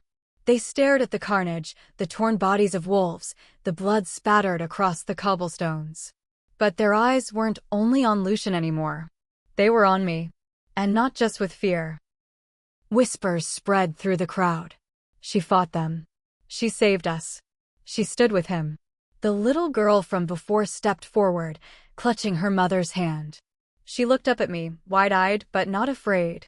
She whispered something only her mother and I could hear. "Thank you." The words pierced me deeper than claws ever could. Lucian's arm tightened around me, his voice carrying across the square. "This is no monster. This is your protector. Remember what you saw here. When the wolves came for you, she fought them back. She chose you." The elder stepped forward, his face pale but his eyes steady. Slowly, he bent his knee. Not in fear this time, but in respect. One by one, others followed, hesitant at first, then stronger, until the entire square bowed before us. Before me. My breath caught, tears burning in my eyes. For so long I had been nothing, worthless, chained, unseen. Now, for the first time, they looked at me as something else. Lucian bent his head close, his lips brushing my ear. "Do you see, little wolf? They'll never whisper monster again. They'll whisper alpha." The word sent a shiver through me. Not because of fear. Because for the first time, I believed it could be true. That night, the square that had hours before run red with blood now glowed with firelight. Torches burned in iron sconces, bonfires crackled in the center, and tables were dragged from homes and barns alike, laden with bread, stew, and jugs of bitter ale. It was not a feast of joy, it was survival. A celebration not of victory but of still being alive. And yet, when I walked into the square with Lucian at my side, the villagers didn't shrink away. They didn't whisper curses or spit at the ground. Some bowed their heads. Others lifted cups in silence. The fear was still there, woven into their bones, but now it mingled with something else. Respect. Children darted past me, laughing nervously, daring each other to come close. One girl, a familiar pair of braids swinging, broke away from the group, running up to me before her mother could stop her. She pressed a small wildflower into my hand. "For you," she whispered, before scurrying back. My chest tightened around something fragile, something I didn't dare name. Lucian watched it all, his face unreadable but his eyes gleaming faintly in the firelight. "They're beginning to understand." I stared at the flower in my palm, delicate against the blood still caked beneath my nails. "Do I?" I murmured. Lucian's lips curved in the barest ghost of a smile. "You're beginning to." The night stretched on. Music rose, halting and rough, but it carried through the square. The villagers ate, drank, and pretended they weren't sitting on the edge of war. I sat at the edge of it all, cloak wrapped around me, watching the flames dance. Lucian joined me at last, settling beside me with a cup in hand. He didn't drink, just held it, letting the firelight glint off the liquid. His silver eyes were distant, shadows pulling at his features. "You've been quiet," I said softly. He tilted his head, gaze still fixed on the fire. "Nights like this, they don't come often." "Not for me." I studied him, the hard lines of his jaw, the scars half hidden beneath his shirt, the weariness that no amount of pride could disguise. "Because you're half-blood." His laugh was low, humorless. "Because I've always been hunted. Wolves see me as too leech, vampires as too beast. Humans as nightmare. There was never a place to belong. Only battle. Only survival." My heart ached at the rawness in his tone. I reached out, fingers brushing his. "And now?" He turned at last, his silver gaze locking on mine. The firelight made them burn brighter, molten, and wild. "Now, I don't care if I belong anywhere else. Because I belong with you." The words stole the breath from my lungs. My throat tightened, heat flooding my chest. Lucian leaned closer, his voice dropping to a growl only I could hear. "You tether me, little wolf.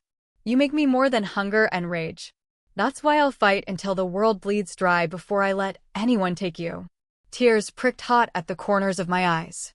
I gripped his hand tight, anchoring myself to him the way he anchored me. For the first time in my life, I felt not just seen, but chosen. The days that followed were fragile. The villagers no longer averted their eyes when I passed. Some even greeted me, curt nods, murmured thanks, offerings of bread or herbs left at the inn door. It wasn't trust, not yet, but it wasn't hatred either. It was something new. Something I had never thought I'd taste: acceptance. Children were the boldest. They trailed after me in packs, whispering and daring each other to ask questions. "Deer claws hurt? Do you really drink blood? Can you howl like a wolf?" Their innocence disarmed me, chipped away at the fear I carried inside. At night, though, the hunger returned. Sharp. Relentless. I'd curl against Lucian in the quiet, trembling, fighting it down while his arms held me steady. He never spoke in those moments, he just stayed, his presence alone enough to anchor me until dawn. It might have lasted longer. I almost let myself believe we'd carved out a place here. Until the message came. It arrived on the third morning, carried by a man half dead with terror. He stumbled into the square, clutching a scroll bound with black wax. The villagers gathered, murmuring as Lucian stepped forward to take it. The man collapsed at his feet, shaking. "They told me, bring it or die. I bring it, and I still may." His voice cracked. "They watch. Always." Lucian broke the seal.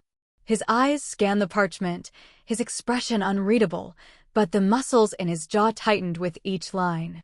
I edged closer, my chest tightening. "What does it say?" He looked at me then, silver eyes sharp, heavy with something dark. He read aloud, voice cutting through the square. "To the half-blood alpha and his mongrel mate. You trespass where you do not belong. You corrupt the order of blood and fine with your abomination. Hand her over, and we may let the village rot in peace. Refuse, and we come. Not as 3, not as 10, but as legion. You cannot protect her forever. She will drink. She will break. And when she does, she will destroy everything you claim to love." The Coven of Ashenvale. The parchment crumpled in his fist, claws tearing through it. The square was silent, thick with fear. All eyes turned to me, not with the respect I'd fought for, but with fresh uncertainty. Doubt. My chest tightened, the words clawing inside me like truth. She will drink. She will break. What if they were right? Lucian's voice broke through the silence, fierce and unwavering. "Let them come." His silver eyes blazed as he met every villager's gaze, then mine. "We do not bow to threats. Not from wolves. Not from vampires. Not from anyone." He dropped the shredded parchment into the fire at the center of the square. The flames consumed it, sparks rising into the gray morning sky. But I felt the weight of the words still pressing on my shoulders. Not as 3, not as 10, but as legion. And for the first time, I wondered if even Lucian's strength would be enough. The village square turned into a council chamber. The elder stood with his arms crossed, his face carved with worry as he looked from Lucian to the gathered crowd. Mothers clutched children close, men whispered among themselves, and fear slithered through the air thicker than smoke. "They'll come in force," the elder said at last, his voice heavy. "No walls, no torches, no prayers to the gods will stop them if the coven truly sends a legion." His gaze flicked to me, hesitant, sharp. "And their words." The rest went unsaid. "Their words may not be wrong." I curled my hands into fists, fighting the sting of shame. I could still feel the heat of blood on my tongue, the way it had burned through me. What if I lost control when they came? What if the coven was right, that I was the weapon they would turn against everyone I cared for? Lucian's growl broke through my spiral. "You think I don't know their games? They whisper poison to break you before the battle starts. They call her monster because they fear what she can become. Or because they know," one man muttered from the crowd, "that she already is." The words hit me like a lash. My chest tightened, breath sharp. Before I could answer, Lucian was in front of me, his voice booming like thunder. "She saved your children. She bled for you when the wolves came. Do not forget whose side she stands on." The murmur shifted, guilt, shame, but still laced with unease. The elder raised a hand, silencing the crowd. His eyes, gray and steady, met mine. "Then answer us yourself. Will you stand with us against them? Or will you bring their wrath upon our heads?" Every eye in the square turned to me. My throat tightened. My claws threatened to break free, hunger burning beneath my skin. They didn't understand what it cost me to resist. What it would cost me again when the coven came. But then I saw her, the little girl, clutching her mother's hand, staring up at me with wide, hopeful eyes. "You saved me." I drew a breath, steadying myself. And when I spoke, my voice carried. "I won't run. Not from them, and not from what I am. If the coven comes, I'll fight them. For myself. For Lucian. For this village." My claws slid free with a metallic scrape, glinting in the firelight. "If they want me, they'll have to bleed for it." The square held its breath. Then, slowly, one by one, villagers straightened. A man lifted his hunting spear. A woman tightened her grip on a bough. Another nodded, grim but resolute. The elder inclined his head, respect flickering in his eyes. "Then we prepare. Together." Lucian's hand closed over mine, his claws twining with my own. His voice was a low growl only I could hear. "That's my alpha." The fire inside me flared, not hunger, not fear, but something fiercer. For the first time, I didn't feel like a chained slave or a cursed hybrid. I felt like a leader. The days that followed bled into one another, every hour filled with preparation. The villagers, once farmers, herders, and craftsmen, now moved like soldiers in training. Spears were sharpened, bows strung, barricades built from timber and stone. The square rang with the sound of hammers and steel. But their true weapon wasn't iron or wood. It was belief. And belief had to be forged. Lucian took me beyond the village walls each dawn, into the shadowed stretch of forest where roots tangled and the air smelled of damp earth. There, he taught me to stop fearing the fire that roared inside me, and to wield it. "Your hunger is not your enemy," he said, circling me like a predator testing its mate. His silver eyes gleamed in the half-light. "It's your blade. Blunt it, and you break yourself. Sharpen it, and you cut through anything." I gritted my teeth, claws sliding free. The hunger rose fast, relentless, whispering to take, to tear, to drink. But I clenched my fists, trying to hold it back. Lucian lunged, faster than thought. His claws slashed toward me, forcing instinct to surge through me. I blocked, my own claws meeting his with a ringing clash that rattled through my bones. "Better," he growled, pressing harder. "But you're still resisting. Stop caging yourself. Let it out, and then command it." The words sank in, sharper than his claws. I drew a breath, closed my eyes, and stopped fighting. The hunger roared, flooding me, fangs lengthening, vision sharpening until every leaf, every drop of dew glittered like a jewel. My body trembled on the edge of losing control. "Good," Lucian's voice cut through, steady and grounding. "Now, bend it." I opened my eyes. Lucian struck again, claws flashing. This time, I didn't block clumsily. I moved with the hunger, Faster, sharper, my claws slashing across his side. The scent of blood filled the air, hot and metallic, but I didn't break. I didn't drink. I stopped. Breathless, trembling, I stared at him.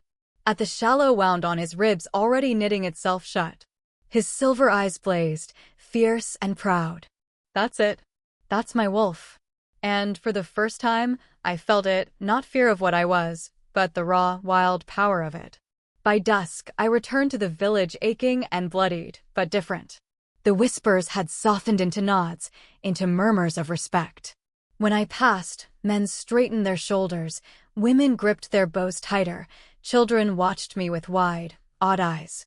I was no longer just the half-blood's mate. I was something else. Something rising. And still, every night, when the village slept, Lucian and I sat together by the fire, his hand steady on mine as he whispered strategies, his voice low and certain. The bond between us deepened with every scar, every vow, every kiss stolen in the dark. But the air grew heavier each day, the forest quieter. We all felt it, the shadow gathering at the edges of the veil. The coven was coming. And we were ready. The night the coven came, the sky itself seemed to recoil. Clouds rolled thick and black across the moon, swallowing its light until the village lay in shadow. The torches and bonfires we had built sputtered against the sudden wind, their flames bending low, shivering. Even the air tasted different, metallic, sharp, like lightning before a storm. The villagers gathered in the square, armed and tense. Children were hidden in cellars, doors barred, barricades set. I stood at the center beside Lucian, my claws already half bared, my heart pounding hard enough to shake my ribs. And then we heard it. A low hum, like wings, like whispers layered atop each other. It grew louder, heavier, until it became a scream carried on the wind. Shadows moved at the edge of the forest, hundreds of them, slipping between the trees. Eyes burned red in the dark, too many to count. The coven. Lucian's hand brushed mine, steady as stone. Remember what I told you. Don't resist. Command it. I nodded, swallowing the fire that rose sharp in my chest. The hunger was there, snarling, ready to break its chains. I gripped it tight, not to silence it, but to steer it. The first vampires broke from the treeline, running low and fast, claws scraping the earth. Villagers cried out but held their ground, spears leveled, bows drawn. The elder gave the signal, and a rain of arrows lit with pitch arced through the air. Flames burst across the field, catching the first wave. Screams split the night as burning bodies tumbled into the dirt, but more came, leaping over their ash, teeth gleaming. Hold! Lucian's roar shook the square. His silver eyes flashed as he shifted, his body exploding into a towering half-wolf, claws and fangs blazing with unnatural light. The villagers roared with him, fear twisting into fury. I felt it then, my blood boiling, my skin splitting as claws tore free, my fangs lengthening.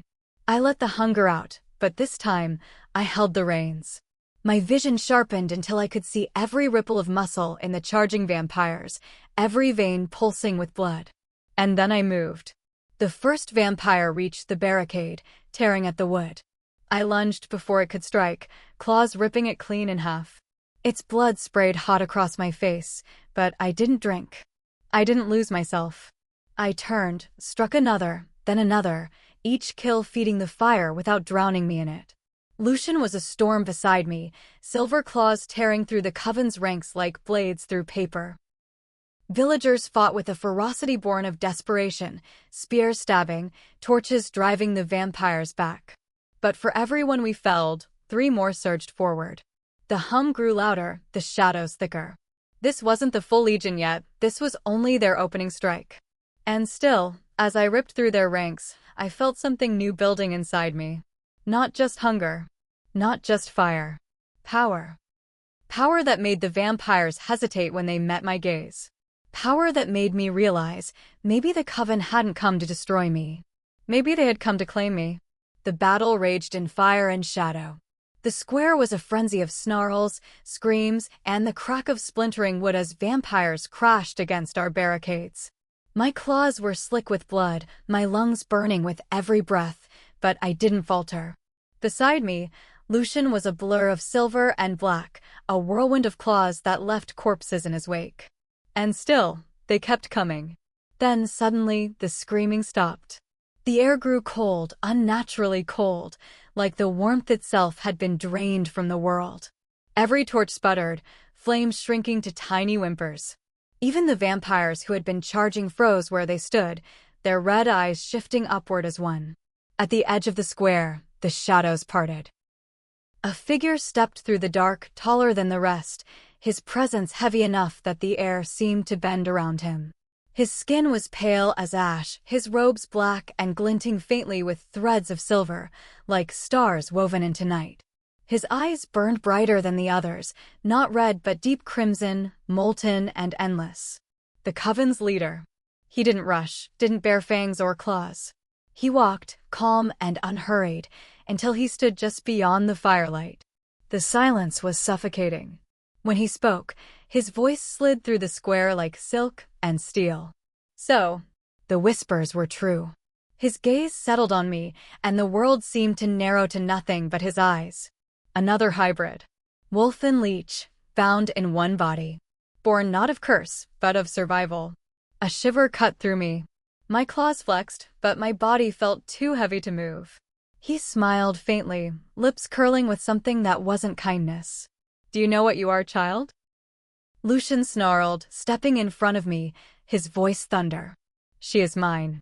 The leader's crimson gaze shifted to him, unbothered. Yours? Or fate's? He turned back to me, and when he spoke again, it was like his voice came from inside my chest. You feel it, don't you? The hunger that never fades. The fire that only grows. You think it will destroy you, but it won't. He spread his arms, slow, deliberate, like a priest before an altar. It will make you. The words sank into me like claws. My chest burned, my fangs ached, and for one terrifying moment, I felt myself leaning toward him. Toward the promise in his voice. Lucian's hand clamped on my wrist, grounding me, dragging me back from the edge. His silver eyes blazed, wild and furious. Don't listen. He's poison. The leader chuckled softly, the sound low and knowing. Not poison. Truth. His gaze cut into me, sharp as a blade. You are not his wolf. You are ours. And when you tire of his chains, you will come to us. He snapped his fingers. The vampires withdrew at once, melting back into the shadows as though the night itself swallowed them whole. In heartbeats, the square was empty but for us, the dead, the wounded, and the echo of crimson eyes. The silence that followed was worse than the battle. Because now I knew. The coven hadn't come to kill me.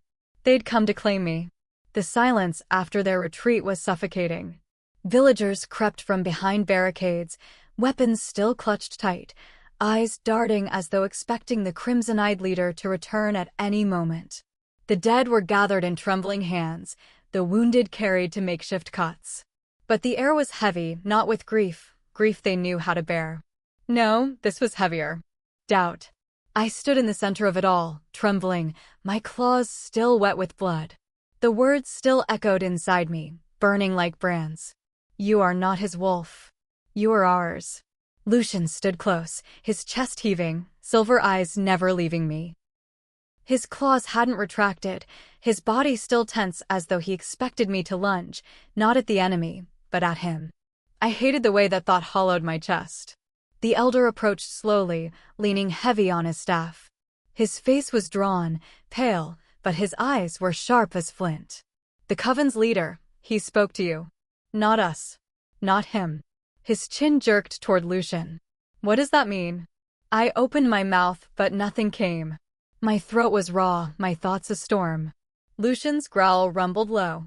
It means nothing. Empty words meant to break her will. But the elder's gaze didn't waver. It settled on me, hard, demanding. Did they? Break your will. The villagers' stares pierced me, fearful, accusing, desperate. My body stiffened under the weight of them, shame clawing at my throat. Lucian stepped between us, his voice sharp as a blade. She bled for you tonight. She fought when you would have run. Question her again, and you insult every life she saved. The elder flinched at his fury, but didn't argue. He bowed his head, turned, and walked away to tend the wounded. The villagers followed, though their whispers lingered, thick and heavy. When they were gone, Lucian turned back to me. His claws finally retracted, but his jaw was tight, his voice low. "Don't let their fear rot you. Don't let his words rot you." My chest cracked. The storm broke free. But he wasn't wrong, Lucian. I felt it. When he spoke, it wasn't just lies, it was like he reached into my chest and pulled something out I didn't even know was there. My voice shook. What if he's right? What if I'm not yours at all? What if I'm theirs? Lucian's hands caught my face, fierce, grounding, his silver eyes blazing. You listened to me. You are not theirs. You are mine. You chose me every time you fought, every time you bled, every time you looked at me instead of the blood on the ground. His forehead pressed to mine, his breath hot and ragged. I will kill every last one of them before I let them take you. My tears spilled, burning down my cheeks. My claws trembled as I gripped his wrists, torn between the fire in his words and the pulse still thrumming in my chest. Between belonging to him and belonging to the fire inside me. That night, sleep did not come gently. Lucian lay beside me in the dark, his body tense, one arm draped over me as if he could shield me even in dreams. But nothing could shield me from what pulled me under. The moment my eyes closed, I was no longer in the inn. I was standing in a vast hall of stone and shadow, torches burning with black flames that gave no warmth. The air was thick, heavy, alive with whispers that curled like smoke around my ears. And at the far end of the hall, seated on a throne of twisted bone and iron, was him, the coven's leader. His crimson eyes burned in the dark, pinning me in place. You came, he said, his voice carrying like silk and thunder, though I had not moved a step. My breath hitched. This is a dream. Dreams, he murmured, rising with inhuman grace, are where truth hides when the waking world refuses it. He descended the steps slowly, every motion deliberate, regal, like he had all eternity to close the distance. You feel it, don't you? The hunger you fear. The fire you fight. You think it is curse, but it is gift. Our gift. I backed away, though the hall stretched with me endless. I'm not yours. His smile was soft, dangerous. Not yet. He circled me, his presence a weight on my skin, his voice inside my bones. But you will tire of chains. Even chains forged in silver eyes and tender hands. My chest twisted, a knife between ribs. Lucian is not chains. Isn't he? The leader's breath ghosted my ear, though I hadn't seen him move. He binds you to his control, his rules, his fear. But with us, there is no restraint. No guilt. No shame. He stopped before me again, eyes glowing like molten rubies. There is only freedom.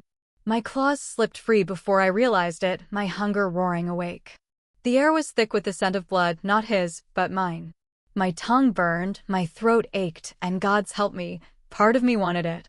Choose, little wolf, he whispered. Cage or freedom. The hunger surged, dragging me toward him. Wake up. Lucian's voice shattered the dream. My eyes flew open, the in-room rushing back into view. I was in his arms, my claws buried in his bare chest, blood slick beneath my nails. I gasped, horror flooding me. Lucian. He didn't flinch. His silver eyes locked on mine, fierce, unwavering. It's me.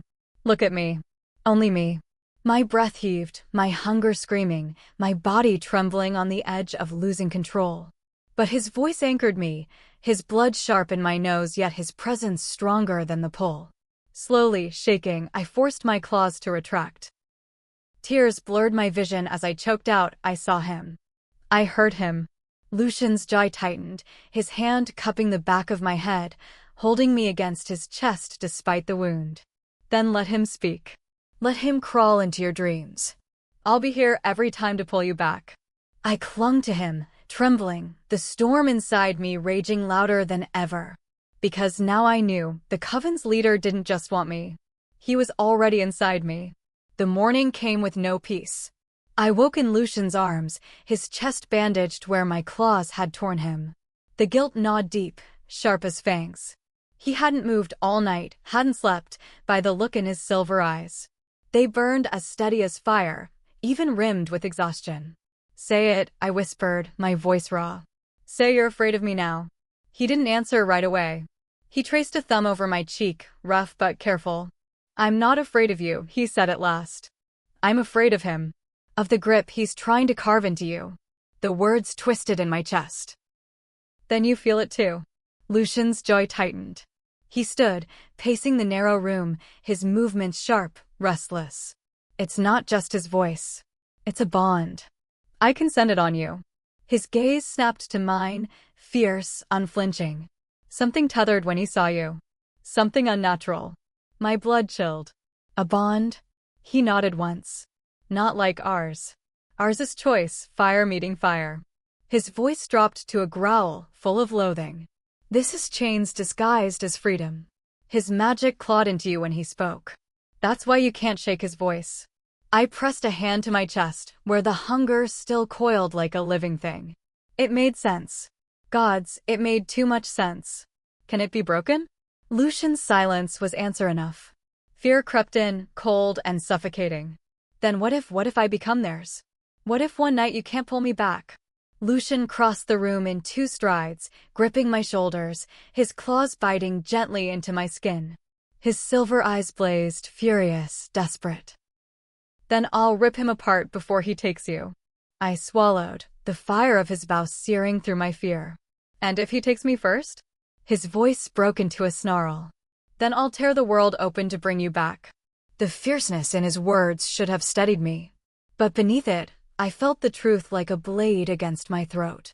Lucian could fight the Coven. He could fight armies. He could even fight fate. But could he fight the fire burning inside me when part of me wanted to answer it? The council gathered at dusk, in the largest hall the village could spare, a timbered building usually used for harvest feasts. Tonight, there was no laughter, no music. Only fear. The air was thick with it, laced with smoke from the torches burning low along the walls. The elders sat at a long table, faces grim, eyes darting toward me like I was the enemy they couldn't name. Behind them stood the villagers, men with spears, women with bows, children clinging to skirts, listening, waiting. Lucian sat beside me, broad-shouldered and unyielding, but I could feel the tension vibrating through him, ready to snap like a drawn bowstring. The gray-haired elder rose first, his voice carrying heavy over the hall. "We've survived wolves, yes. We've stood against hunger, against sickness, against the winter cold. But this," his eyes fixed on me, sharp as knives. "This is different. The Coven does not threaten idly. They want her. And every day she stays here, they come closer to taking us all." Murmurs rippled through the room, agreement and fear entwined. Another elder, a woman with a lined face and steady gaze, leaned forward. "We cannot deny what we saw. She fought for us. She saved lives." But the Coven's leader spoke to her directly. Her gaze softened, almost pitying. "Perhaps she does not belong to us at all." Heat burned in my chest, claws pressing at my skin. I opened my mouth, but Lucian's hand caught mine under the table, squeezing once, steady, grounding. His silver eyes flicked to me, then back to them. "You speak of her like she is a burden you carry," Lucian growled. "But she is the reason you still draw breath. Do you think the Coven would stop if you gave her over? No. They would bleed this village dry for daring to keep her safe." The first elder slammed his fist on the table. "And how long can she keep us safe?" We all heard what he said. "She is not your wolf, Alpha. She is theirs." "What happens when she turns on us? When she wakes one night with fangs in our throats?" The villagers flinched at the words. Some nodded. Others looked at me with wide, wary eyes, as though the question were already answered. The fire surged inside me, hunger twisting, shame biting deep. I rose to my feet before Lucian could stop me. "I've fought it every day since he marked me," I said, my voice shaking, but loud enough to carry. "And I'll keep fighting it." "You think I don't fear it?" "I do. More than you could ever imagine. But if you think I'll let him take me, if you think I'll let him turn me against you," my claws burst free, glinting in the torchlight as I slammed them into the table, leaving deep grooves in the wood. "Then you don't know me at all." The hall fell silent, heavy with the echo of my words. Lucian rose beside me, towering, his presence like a storm. She is not theirs. She is mine. And I will slaughter anyone, wolf, vampire, or man, who tries to take her from me. The elders paled. The villagers whispered, torn between awe and fear. And in the quiet that followed, I realized something. They weren't only deciding whether to keep me. They were deciding whether to name me Alpha. The silence in the hall stretched long enough to suffocate. The villagers shifted uneasily, their whispers circling like vultures: Alpha, monster, savior, curse. Each word cut into me, but I stood tall, claws still embedded in the scarred wood of the council table. The eldest of the group, a woman with white braids coiled tight against her head, rose slowly. Her gaze swept the room before fixing on me. Her voice carried with a calm gravity that silenced the murmurs. Fear can blind us, yes, she said. But so can pride.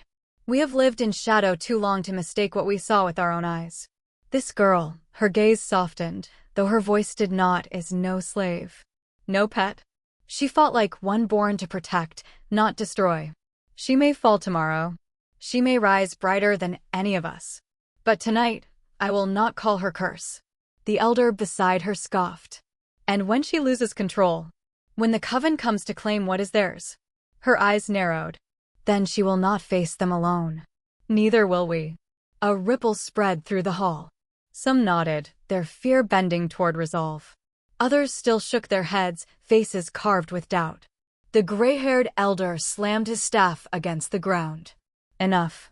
We must decide. Do we cast her out and pray the coven follows? Or do we keep her and damn ourselves to their war? Lucian's voice thundered before I could speak. The war is already here. You've seen their eyes at your borders. Their whispers in your sleep. You think giving her over spares you? His silver gaze burned into the crowd. No, it marks you weak. And weakness is the one thing vampires cannot resist. He turned, slow, deliberate, to face me. His voice dropped lower, but it carried. But stand with her, and you will not break. You will have a shield no coven can shatter. Every eye followed him as he placed his hand on mine, claws and all, holding it high above the council table. His gaze locked with mine, silver burning into the storm inside me. You are my Alpha, he growled, for all to hear. Gasps rippled. Whispers surged. And then, from the back, a voice rang out. The wolves came, and she saved us, a farmer shouted. My boy lives because of her claws. She stood where others would run, another cried, a woman gripping her bow. She bleeds for us. Voices rose, one by one, swelling into a tide. The doubt cracked, broke, and for the first time, I saw it in their eyes' faith. The gray-haired elder scowled, but even he could not silence them. With a grim nod, he sank into his chair. Then so be it. Let the record stand. The village names her Alpha. She stands with us, and we with her. If she falls, we all fall. The hall erupted not in cheers, but in a fierce, trembling roar of defiance. I stood frozen, claws shaking, my chest burning with a fire too vast to contain. For so long, I had been nothing. A slave. A shadow. A curse. Now, I was something else. Alpha. The villagers gathered again before the night was done, this time not in the hall but in the square. Torches ringed the space, their flames flickering high against the black sky. The barricades and bloodstains from the battle still lingered, but the air carried a new weight. Anticipation. The elder with white braids stood at the center, staff in hand. Her voice cut clear through the night. By the will of the people, we name her Alpha. But words are not enough. The bond must be sealed. A hush fell. Eyes turned to Lucian. He stepped forward, his silver eyes blazing in the torchlight. Then let it be done. I stared at him, heart pounding. What bond? Lucian's hand found mine, his grip steady, fierce. An oath older than wolves and vampires alike. The right of blood and fire. Once spoken, it cannot be broken. They will be bound to you. You will be bound to them. His gaze softened, though the fire in him never dimmed. Are you ready to carry them, little wolf? My throat tightened. I thought of the girl I had saved, her tiny hands clutching mine. Of the farmer who had raised his spear despite trembling knees. of the mother who had whispered thank you through tears. I wasn't ready. Gods, I wasn't. But I nodded anyway. Yes. Lucian's lips curved, not a smile, but something fiercer. Pride. He drew a blade from his belt, its edge gleaming in the firelight. He turned to the villagers, his voice thundering. Bring the flame. The elder lit the blade from a torch, the steel glowing orange as it drank the fire. Lucian turned back to me, holding it between us. By fire, we burn the past, he said. By blood, we bind the future. He sliced his palm without flinching, crimson spilling down his wrist. Then he held the blade to me. My hand shook, but I pressed my palm against the steel. Pain lanced sharp, hot, blood mingling with fire. I hissed through my teeth, but did not pull back. Lucian gripped my wrist, his blood mixing with mine, dripping to the earth between us. His silver eyes locked on mine as his voice thundered for all to hear. By blood and fire, I name her Alpha. Not beast. Not slave. Not curse. Alpha. The villagers echoed the word, their voices rough, raw, rising like a storm. Alpha. Alpha. Alpha. The fire in my chest roared, brighter than hunger, stronger than fear. For the first time, I felt not just the fire inside me, but theirs too. 1,000 sparks fusing into one flame. I wasn't alone anymore. The word trembled on my lips as I lifted my bloodied hand, firelight dancing off my claws. I am your Alpha. The square erupted, not with celebration but with something fiercer, belief. And in that moment, as their voices shook the night, I felt the coven's shadow watching from the forest beyond. Crimson eyes burning. Waiting. But for the first time, I didn't tremble. Let them come. The days after the ritual were unlike anything I had ever known. For the first time, villagers did not avert their eyes when I walked past. They met my gaze, steady and sure, some even nodding, others bowing their heads in quiet respect. Children no longer whispered behind their hands. They ran to me, daring, smiling, as though the fire in my claws no longer meant death, but protection. It was strange. To belong. To be trusted. But being Alpha was no title of glory. It was weight. At dawn, I rose to walk the barricades, listening to the farmers-turned-soldiers who stood watch with spears too heavy for their calloused hands. I knelt in the dirt beside hunters, showing them how to drive a sharpened stake through a vampire's chest, how to aim for the throat when arrows were scarce. Mothers brought me herbs, their hands trembling as they showed me which poultices slowed blood loss when steel couldn't stop a wound. Every face carried hope. Every face carried fear. And every one of them was mine to protect. At night, when exhaustion dragged me low, Lucian was there. He drilled me in the shadows of the forest, forcing me to use my hunger without letting it drown me. He reminded me with every strike, every growled command, that an Alpha didn't have the luxury of hesitation. That the fire inside me wasn't just for me anymore, it was for all of them. But still, the shadow grew. The forest was too quiet. Hunters returned with fewer kills, their voices hushed, saying the woods watched them. Cattle were found drained, their bodies cold before dawn. Smoke rose from pyres deeper in the vale, where villages far from ours had already fallen. And always, when I closed my eyes, I felt him. The coven's leader. His crimson gaze in the dark. His voice whispering inside my bones. Chains or freedom, little wolf? How long until you see he cannot save you from yourself? I never answered. But the hunger always swelled when he spoke, sharp and undeniable. One night, after a long day of training villagers in the square, I collapsed onto the bed in the inn. My claws ached, my throat burned with thirst I couldn't satisfy. Lucian sat across from me, sharpening his blade, his silver eyes following every ragged breath I took. "You're carrying too much," he said finally. I laughed bitterly. "I'm Alpha now. That's what it means." His gaze didn't soften. "You're not alone in it. You have me." I looked at him, at the man who had dragged me from chains, who had held me when I was nothing but a trembling slave, who had fought every shadow that tried to claim me. My chest ached with something raw, sharp, too big to name. "I know," I whispered. And still, as I lay in the dark that night, I felt the crimson eyes watching. Waiting. The envoy arrived at dawn. I felt it before I saw it, the way the air shifted, heavy and cold, like the sky itself was holding its breath. The villagers stirred uneasily, whispers carrying through the square as the mist thickened at the tree-line. Then he emerged. A single figure, draped in a cloak so black it seemed to drink the light. His steps were slow, deliberate, every movement echoing the arrogance of someone who had no need to hurry, no fear of what waited ahead. He carried no weapon, but his presence was sharper than any blade. The crowd parted as he approached, fear rippling through them like a tide. Children were pulled behind their mothers. Men gripped their spears tighter, though none dared raise them. Lucian was already there, silver eyes blazing, claws flexing at his sides. I stood beside him, my chest tight, my claws itching to break free.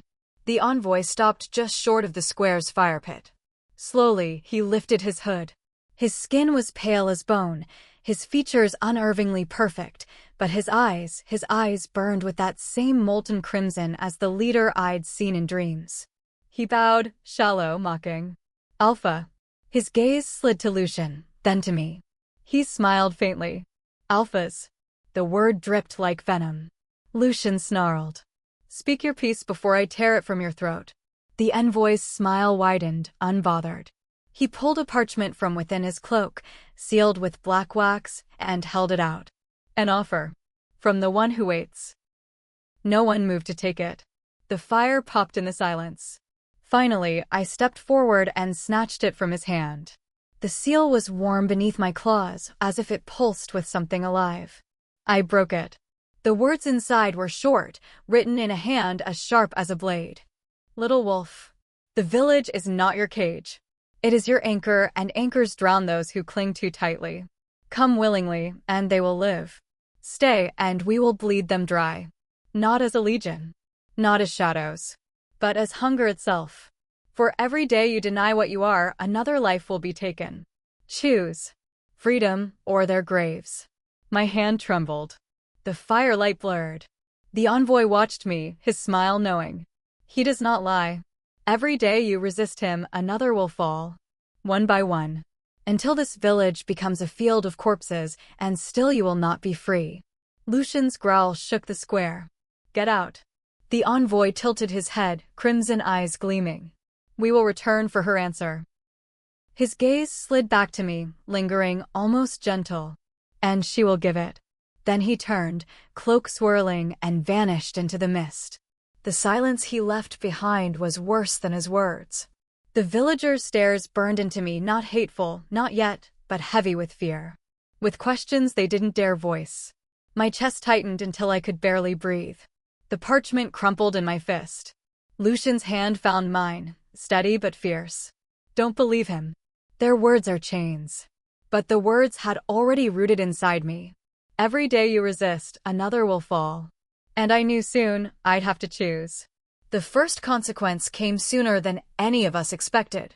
2 nights after the envoy's visit, the screams split the air. I was on patrol along the northern barricade when it came, a sharp, ragged cry that cut off too quickly. My heart lurched. I ran, Lucian at my side in a blur of silver and black, claws already bared. We found the boy just beyond the fence. He was maybe 12, a shepherd's son, his small body sprawled in the grass. His skin was pale, his throat torn open, his blood soaking the earth. His eyes were wide, staring at nothing.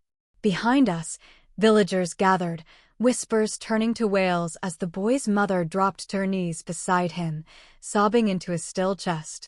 I froze. The world tilted. My claws shook as the words on the parchment rang in my ears. Every day you resist, another will fall. Lucian crouched, inspecting the body with a predator's focus. His growl rumbled low, furious. Clean bite. Drained. They're taunting us. He lifted his gaze to the trees, his silver eyes burning. They did this where we'd find him. Where she would find him.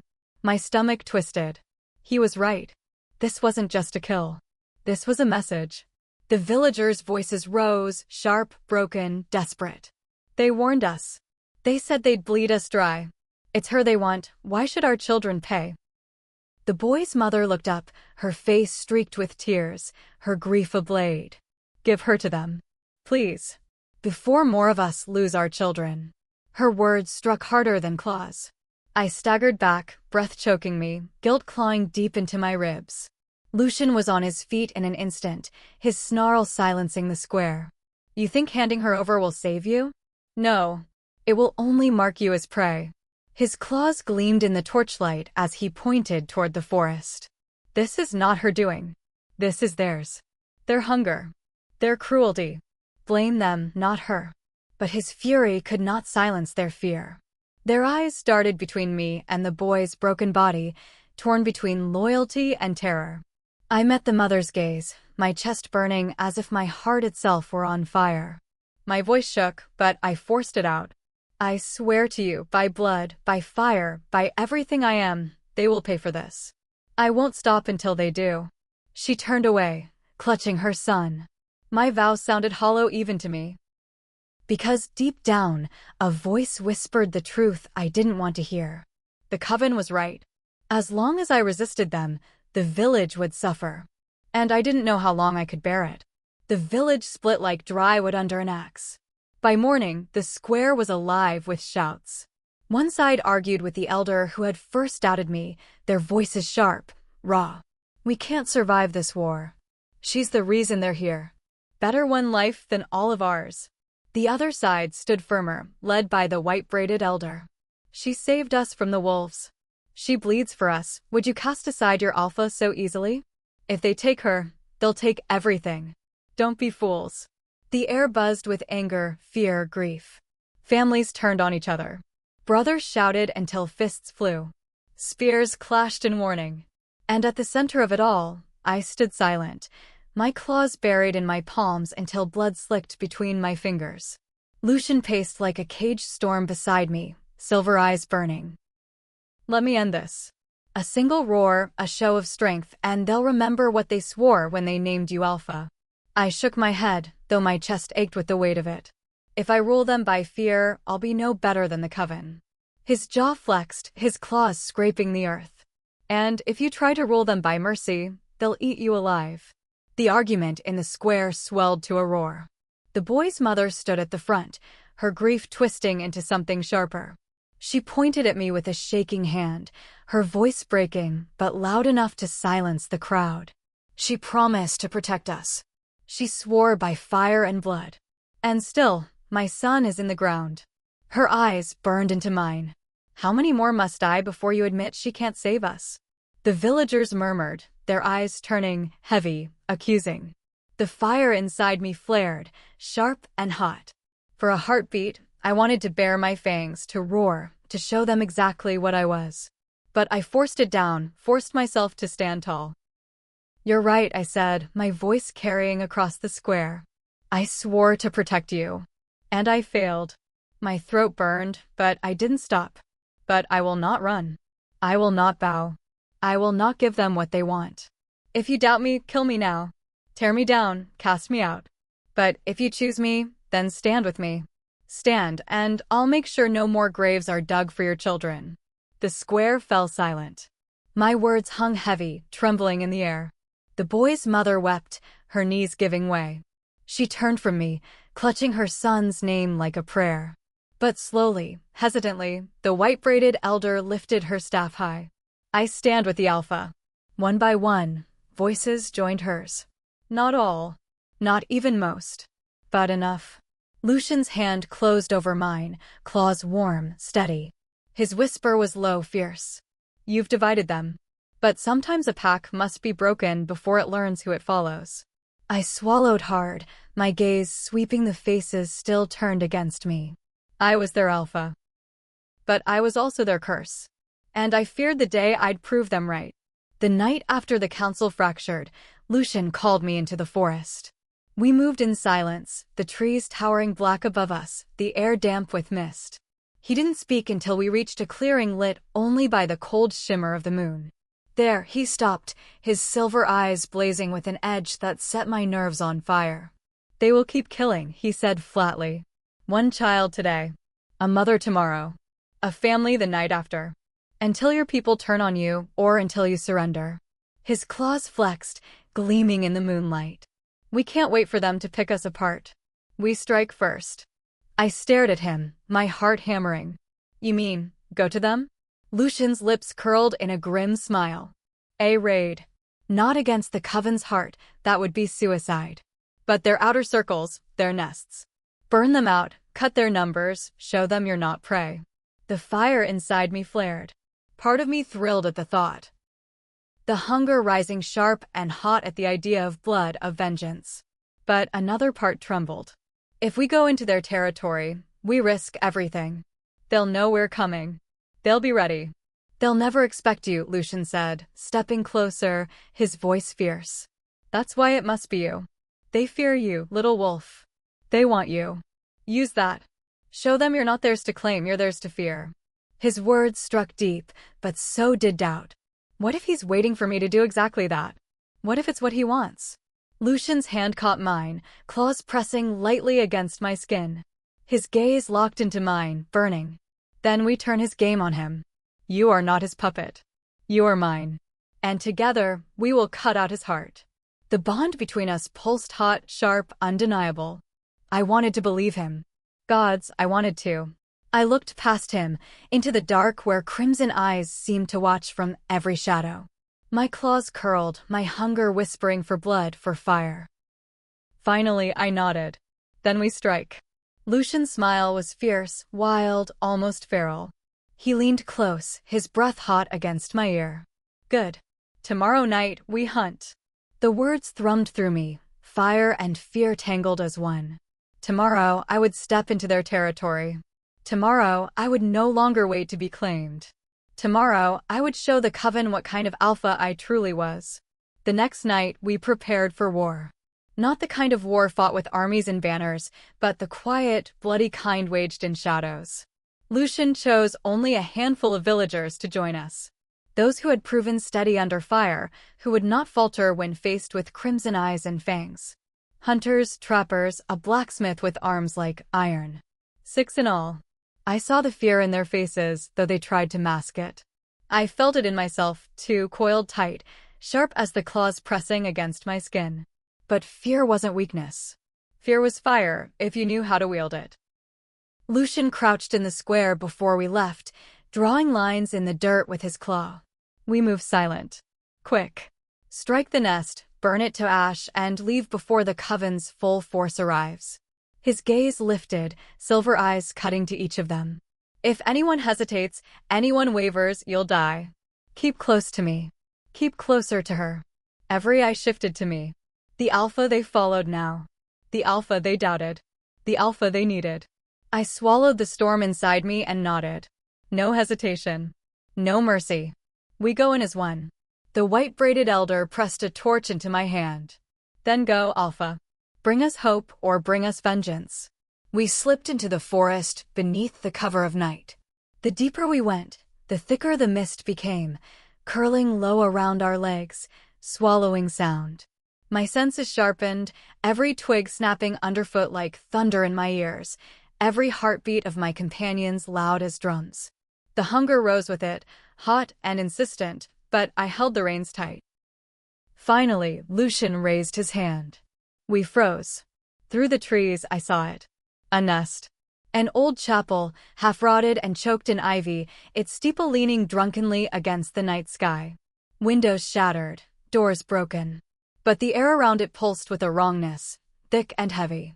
Shadows moved inside, too fast, too many. Lucian's lips peeled back in a grin more beast than man. Perfect. We crept closer, torches hidden, weapons ready. My claws itched, my fangs ached, my hunger clawed at my throat. The chapel reeked of blood, old and fresh. I could taste it on my tongue. Then the first vampire stepped into the doorway. He never had time to scream. I was on him in a heartbeat, claws tearing his chest open, blood spilling hot across the stone. My torch slammed into the doorframe, flames rushing up the old wood.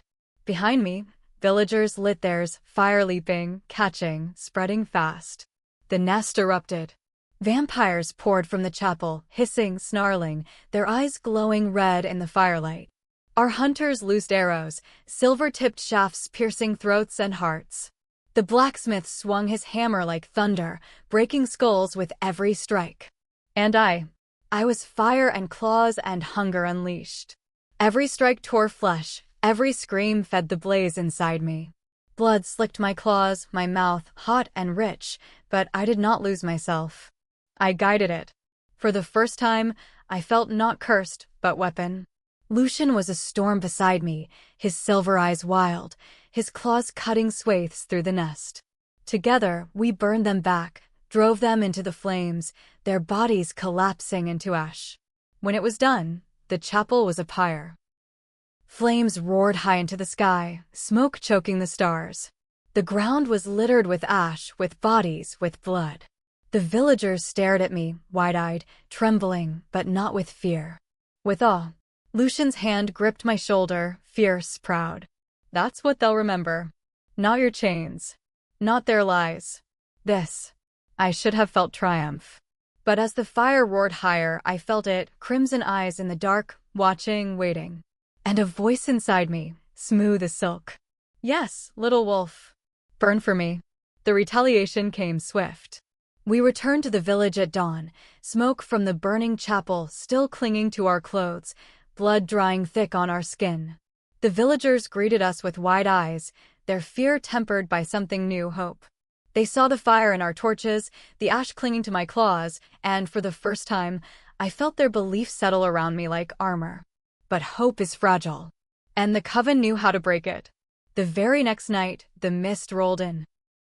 Thick, unnatural, swallowing torches whole, muffling every sound. The air turned cold, heavy, as though the forest itself held its breath. Lucian was already on his feet, claws drawn, his silver eyes flashing in the dark. They're here. I joined him in the square, my blood thrumming, my hunger clawing at my throat. Villagers gathered, clutching weapons, children clinging to mothers, all of them staring into the mist that pressed closer and closer. Then silence. And from the white wall of fog, a shape emerged. Tall. Regal. Wrapped in a cloak darker than midnight. His crimson eyes burned like twin suns in the haze, locking onto me with unbearable weight. The coven's leader. The one from my dreams. The one who whispered inside me. The crowd recoiled, whispers rising, fear thick enough to choke. But he did not look at them. He did not look at Lucian. He looked only at me. Little wolf, he said, his voice silk and thunder, carrying across the square. You've made your choice. His lips curved into a smile, sharp as fangs. You burned my children. You defied my will. And now your people will pay for your defiance. Lucian snarled, stepping in front of me, claws bared, every muscle taut. You won't touch her. The leader's gaze flicked to him, dismissive. You cling to her as if she belongs to you. But she doesn't. Not truly. She knows it. Deep down, she feels it every time her hunger rises. His eyes found mine again, burning, relentless. You are not his. You are mine. The hunger inside me roared at his words, sharp, undeniable. My knees buckled, heat flooding my veins. His voice wasn't just sound, it was command, woven into the marrow of my bones.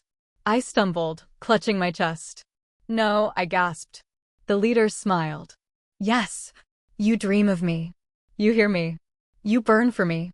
Lucian caught me, his arm iron around my waist, his voice breaking in a furious snarl. Get out of her head.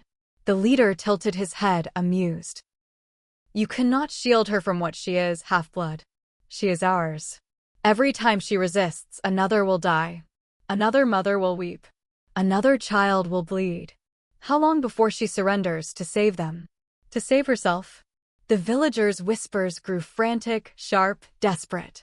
Some clutched their weapons tighter. Others looked at me with fear not of him, but of me. The leader stepped closer, mist curling at his heels. Choose, little wolf. Them or me. Delay the choice and you will watch them burn one by one. Lucian's claws dug into me, grounding, furious. His silver eyes blazed. Don't listen. He's a viper. Lies and poison. You're mine, not his. You chose me. I stood between them, torn, trembling, the fire inside me raging like a beast unchained. My hunger clawed for the leader, for his promise of release. My heart burned for Lucian, for his fierce, steady love. Two bonds. Two chains. And I didn't know which would break me first. The square erupted in chaos. The coven leader lifted a single hand, and the mist surged like a living thing. Shapes poured from it, pale figures with crimson eyes, hissing, snarling, their movements blurring as they descended on the villagers. Screams split the night. Arrows flew, spears thrust, but the vampires moved too fast. A man was dragged down, his throat torn open before his wife's shriek even left her lips. A hunter loosed a silver-tipped shaft, piercing one through the heart, only for two more to leap from the fog. The villagers were outmatched. They were prey, and he knew it. The leader stood at the edge of the square, watching calmly as his children descended. His gaze never left me. See them fall, little wolf. Hear their screams. How many must die before you admit what you are? The hunger surged in me, overwhelming, the scent of blood hot and sharp on my tongue. My claws burst free, my fangs ached, my body trembling with the need to feed. For a heartbeat, I swayed toward him, toward the promise of release, of power, of freedom.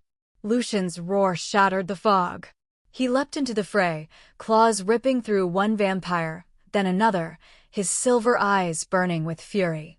Stand with her, he bellowed to the villagers. Fight, or you will die on your knees. His words sparked something in them. Fear turned to fire.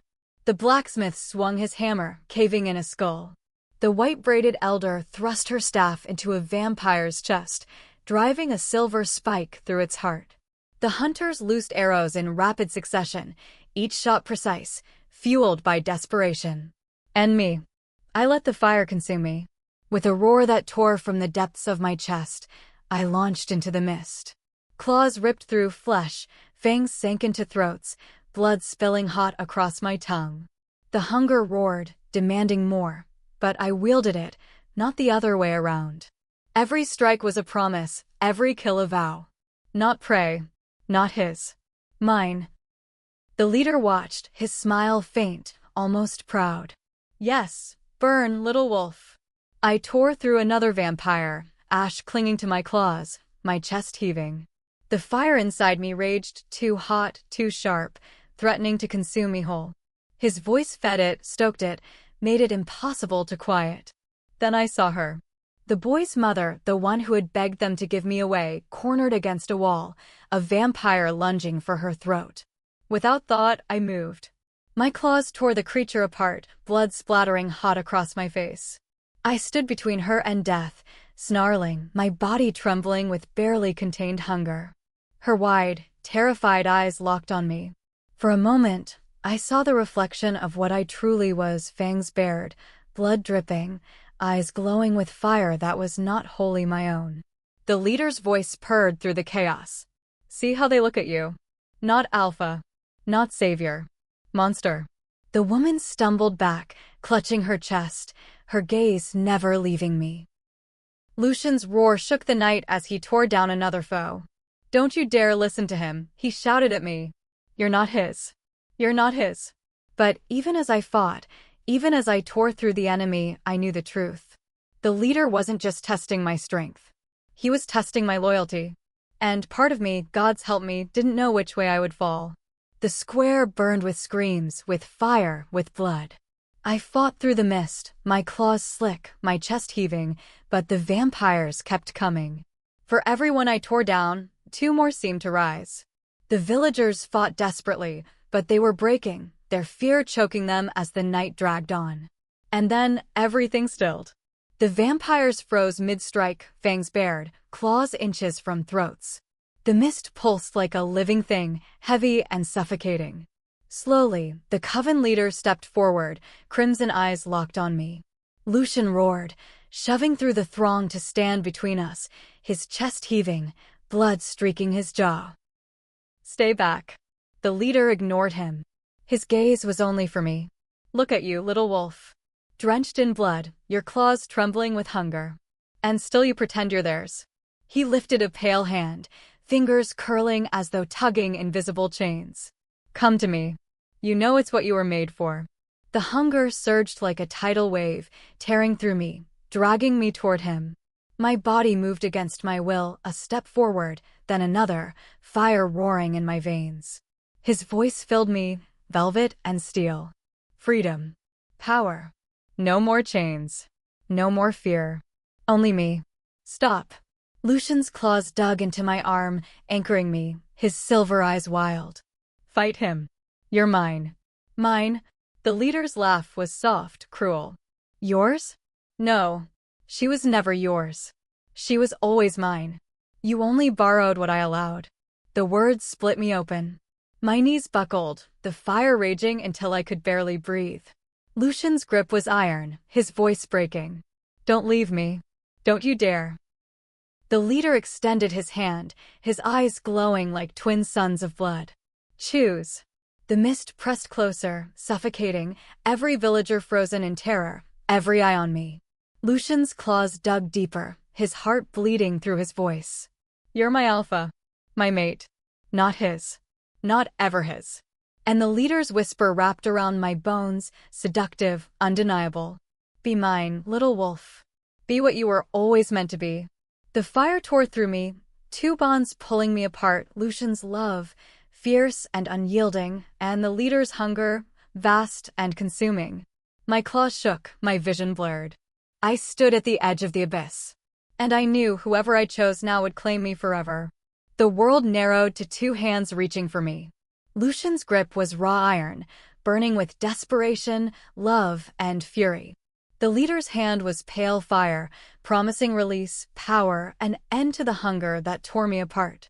For one heartbeat, I wanted to give in. To let the fire consume me, to stop fighting, to surrender to the pull that had haunted every dream, every whisper in the dark. His voice was the hunger, the fire, the freedom I craved. But then, I saw the boy's mother, trembling in the shadows. I saw the hunters, bloodied and breathless, still standing at my side.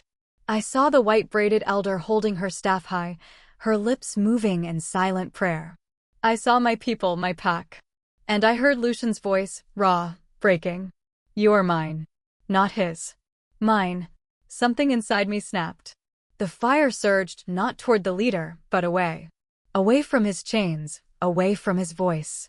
It crashed through me like a storm, burning so bright it drowned out the hunger, drowning out him. With a roar that split the night, I tore free of his pull. My claws flashed, slicing through the air between us, ripping his mist apart. The square shuddered with the force of it, the fire inside me blazing higher than it ever had. The leader staggered back a step, his crimson eyes widening, not with fear, but with something colder. Rage. Lucian's breath caught, his grip on me tightening as though he'd been holding himself together with nothing but will.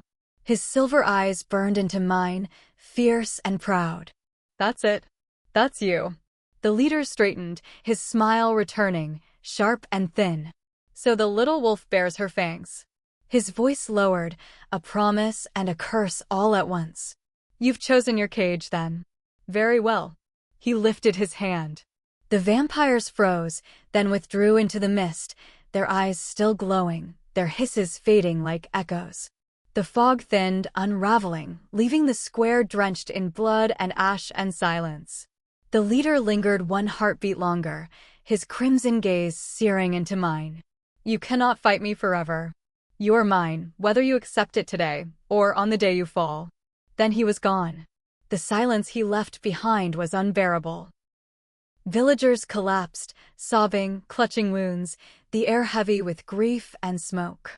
I stood shaking, blood dripping from my claws, my chest heaving with the fire that still burned too hot inside me.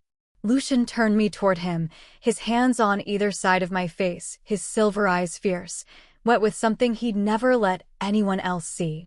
You chose me.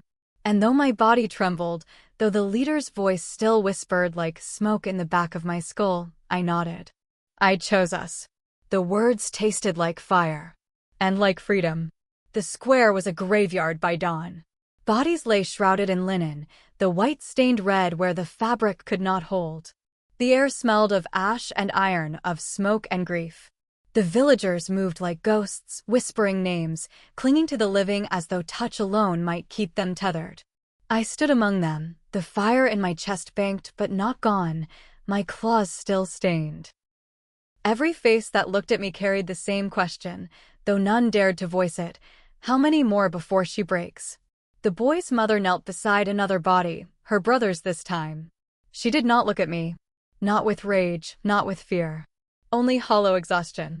Lucian moved through the wreckage with the steadiness of stone, rallying the hunters, tending to the wounded, his silver eyes flashing every time he glanced my way, making sure I was still standing. By noon, the council gathered in the hall. What was left of them? The white-braided elder stood tall despite the blood smeared on her robe. Her staff struck the floor once, commanding silence. The coven has made their intent clear. They will not stop. They will bleed us until nothing remains.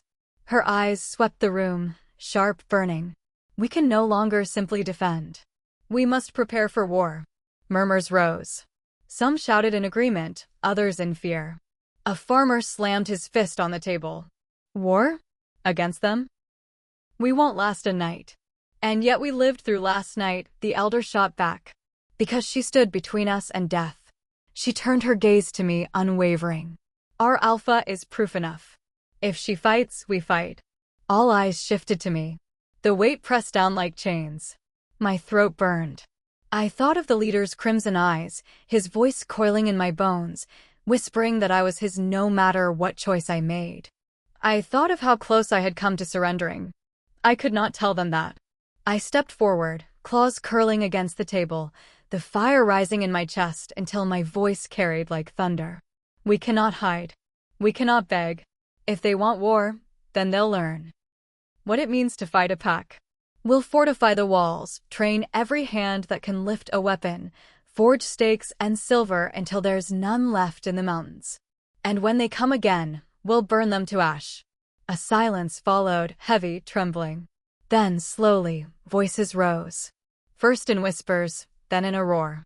Alpha! Alpha! Alpha! Their voices shook the hall, not with hope, not yet, but with defiance. Lucian's hand brushed mine beneath the table, a silent vow.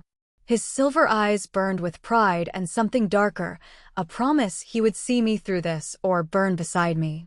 But even as the chants rang, the leader's words lingered in my bones. You cannot fight me forever. And I feared he was right. The days that followed blurred into fire and steel. Every morning, before the sun had fully lifted over the treeline, I was already at the square, leading drills. Farmers who had never lifted more than a hoe now held spears and stakes. Children fetched water, carried wood, sharpened arrowheads. Mothers learned how to press silver dust into open wounds, how to staunch bleeding with steady hands instead of trembling ones. Lucian moved among them like a storm contained, his presence sharpening their fear into something harder. Again, he would bark as he shoved a spear back into a young man's chest. Do it wrong and you're dead. Do it right and maybe you'll live. I was softer, but no less relentless. I showed them how to listen for the sound of breath in the dark, how to strike quickly, cleanly, with no hesitation. My claws flashed in demonstration, carving lines in the dirt that made even the strongest men pale. Aim for the throat, the heart. If you hesitate, you're already lost. At night, I trained harder. Lucian pushed me until my muscles screamed, until my hunger howled so loud I could barely breathe. You can't cage it, he told me, circling as I fought to stay on my feet. You have to ride it. The hunger, the fire, it's yours to wield, not fear. And slowly, painfully, I learned. I learned to hold the fire on the edge of release, to let it fuel me without drowning me. I learned to fight with fang and claw in ways that made even Lucian pause, his silver eyes flashing with something between pride and hunger. But still, the shadow lingered. Every night, when exhaustion dragged me into uneasy sleep, I felt him. His voice curling through my dreams, silk and venom. You think they will love you once they see what you truly are? You think they will follow you when the fire consumes them too? No, little wolf. Only I will love you when you fall.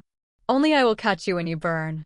I woke gasping, sweat soaking my skin, my claws gouging deep into the bed frame. Lucian was always there, his presence steady, grounding, though his jaw clenched tighter with every telling of the dreams. One night, as I lay trembling in the dark, he leaned over me, his hand on my chest, his voice low, fierce. "You're not his. You'll never be his. If he comes for you again, I'll tear his throat out myself." His vow burned through me, sharp as claws, steady as stone.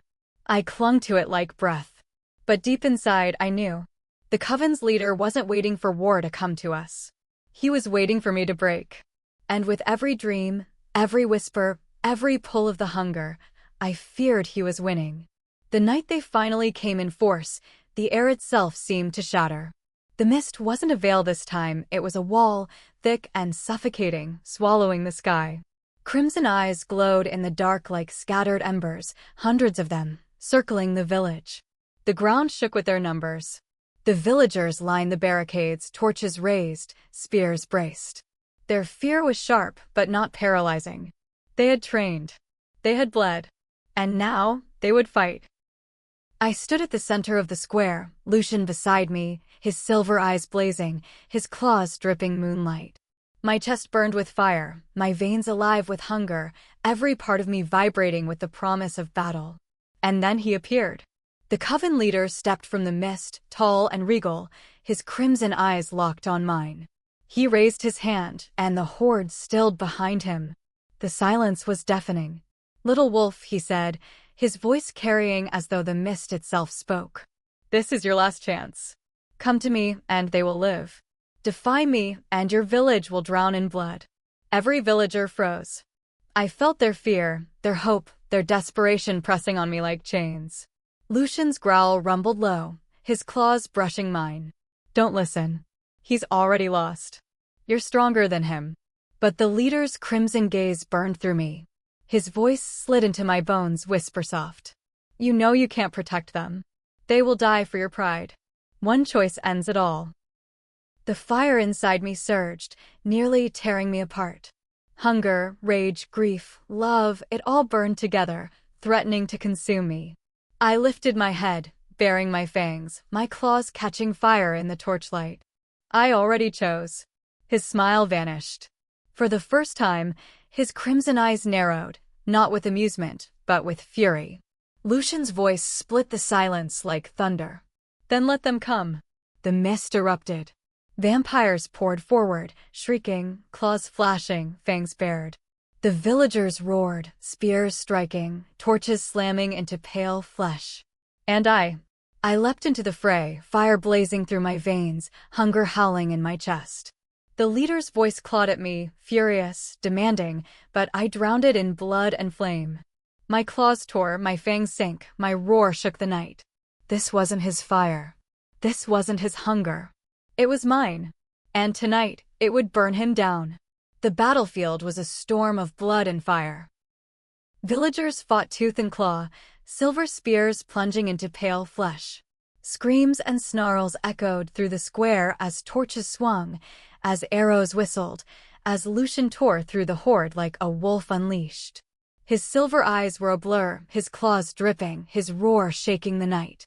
But none of it mattered, because he was here. The coven leader moved through the chaos untouched, the mist parting for him like a living thing. His crimson gaze never wavered from me.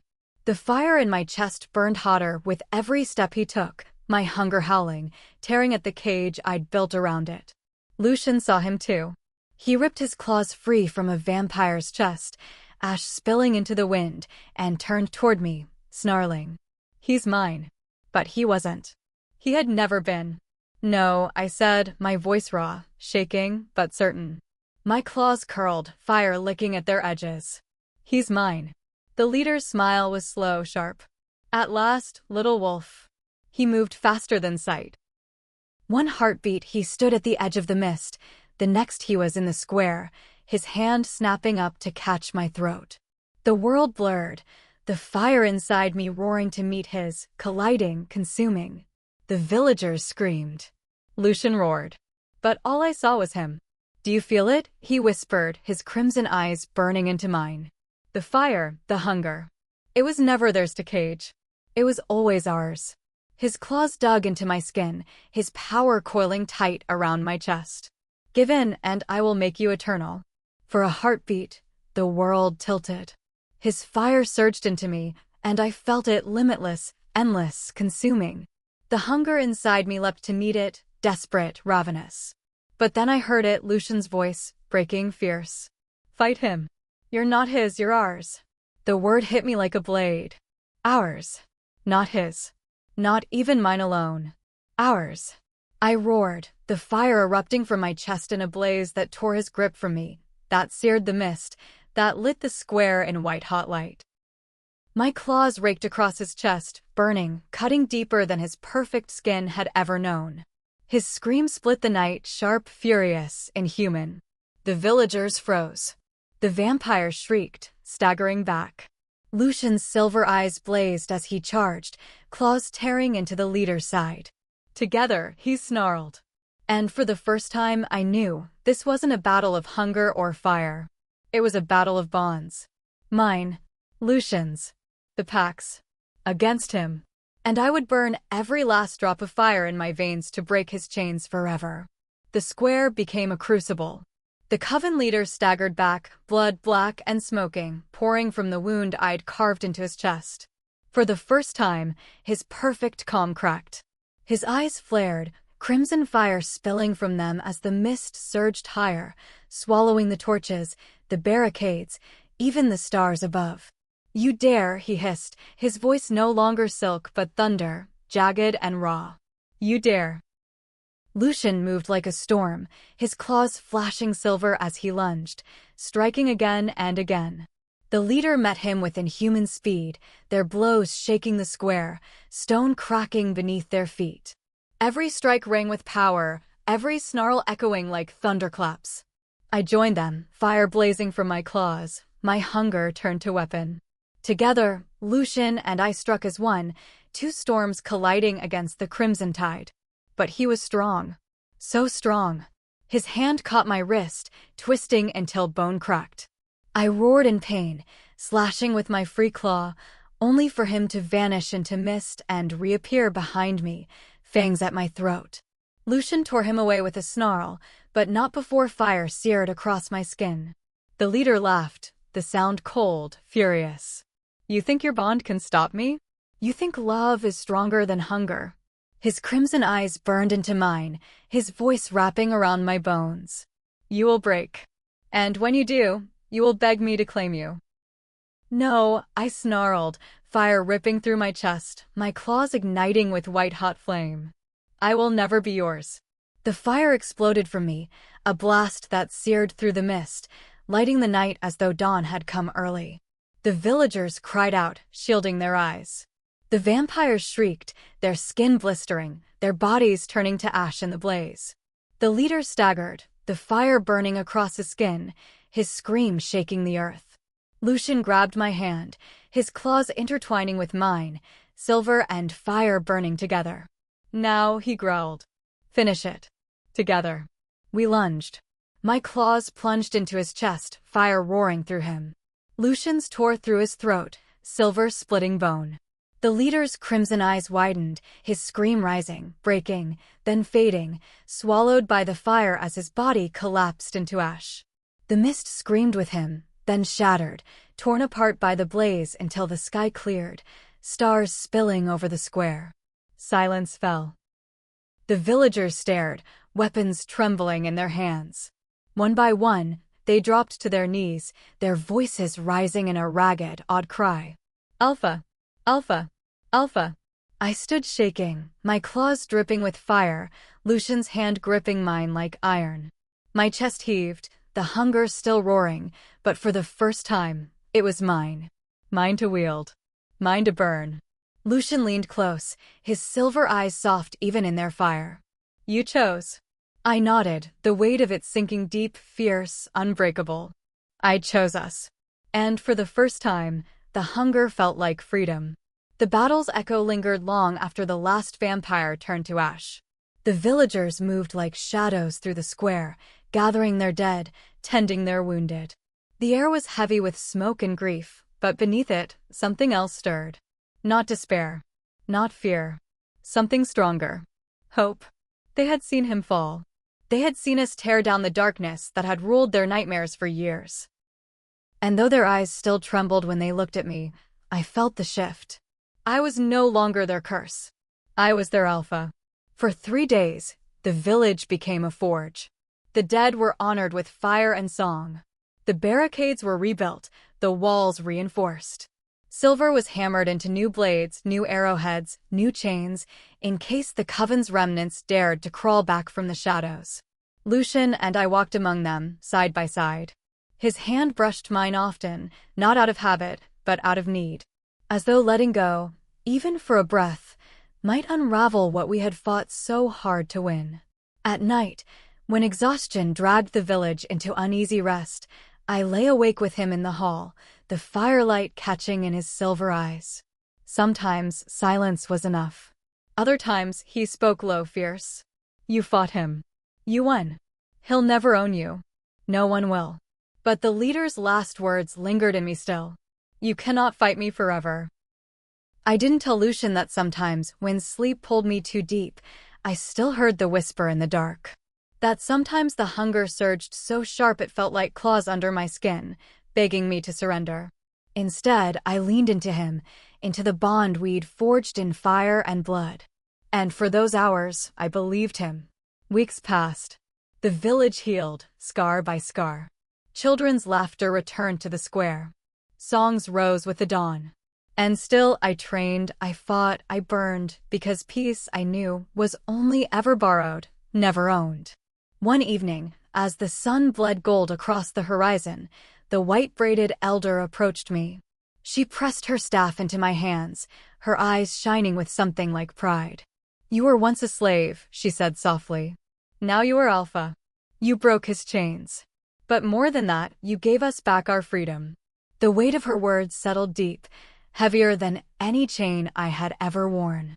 I wasn't just their Alpha. I was their flame. And I would burn for them, no matter how long it took. Lucian stepped behind me, his hand closing over mine on the staff, his breath warm against my ear. And if you fall, he whispered, fierce and certain, I'll burn with you. For the first time, I smiled. Not as a slave. Not as a monster. But as Alpha. Epilogue. Seasons turned. The forest that had once felt like a prison now stretched before me like a kingdom. The village thrived. Walls rose higher, forged with stone and silver. Hunters moved with the grace of wolves, mothers carried torches as proudly as warriors bore spears, and children grew up learning not fear but strength. When travelers came through the valley, they spoke in hushed tones of a people who had burned the night itself and lived. And always, their eyes found me. The whispers no longer called me cursed. They called me Alpha. Protector. Flame. Lucian stood at my side through it all, never once wavering. His silver eyes still burned with stormlight, but the edges had softened, no longer haunted by chains or exile. He was still a weapon, still a storm, but here, with me, he was also home. Some nights, when the moon was high and the world was quiet, we would walk beyond the walls, into the deep forest where no torches burned. There, in the silence, I let the fire inside me loose, claws sparking with flame, hunger thrumming in my veins. And always, Lucian was there. Does it still whisper? He asked me once, his gaze steady, though his jaw tightened. Yes, I admitted. But it whispers softer. Like an echo. He reached for me, his claws brushing mine, his touch grounding. Then we'll outlast the echo. Together. Together. Always together. The hunger never left me. It was a part of me, as much as my claws, as much as my fire. But it no longer owned me. I wielded it, bent it, burned with it. And though sometimes, when the wind carried strange scents from beyond the mountains, I felt the shadow of eyes watching, whether coven remnants, or something darker still, I did not fear it. Because I was no longer a worthless slave. I was no longer his to claim. I was Alpha. Flame. Hunger and fire made flesh. And whatever came next, I would burn it down.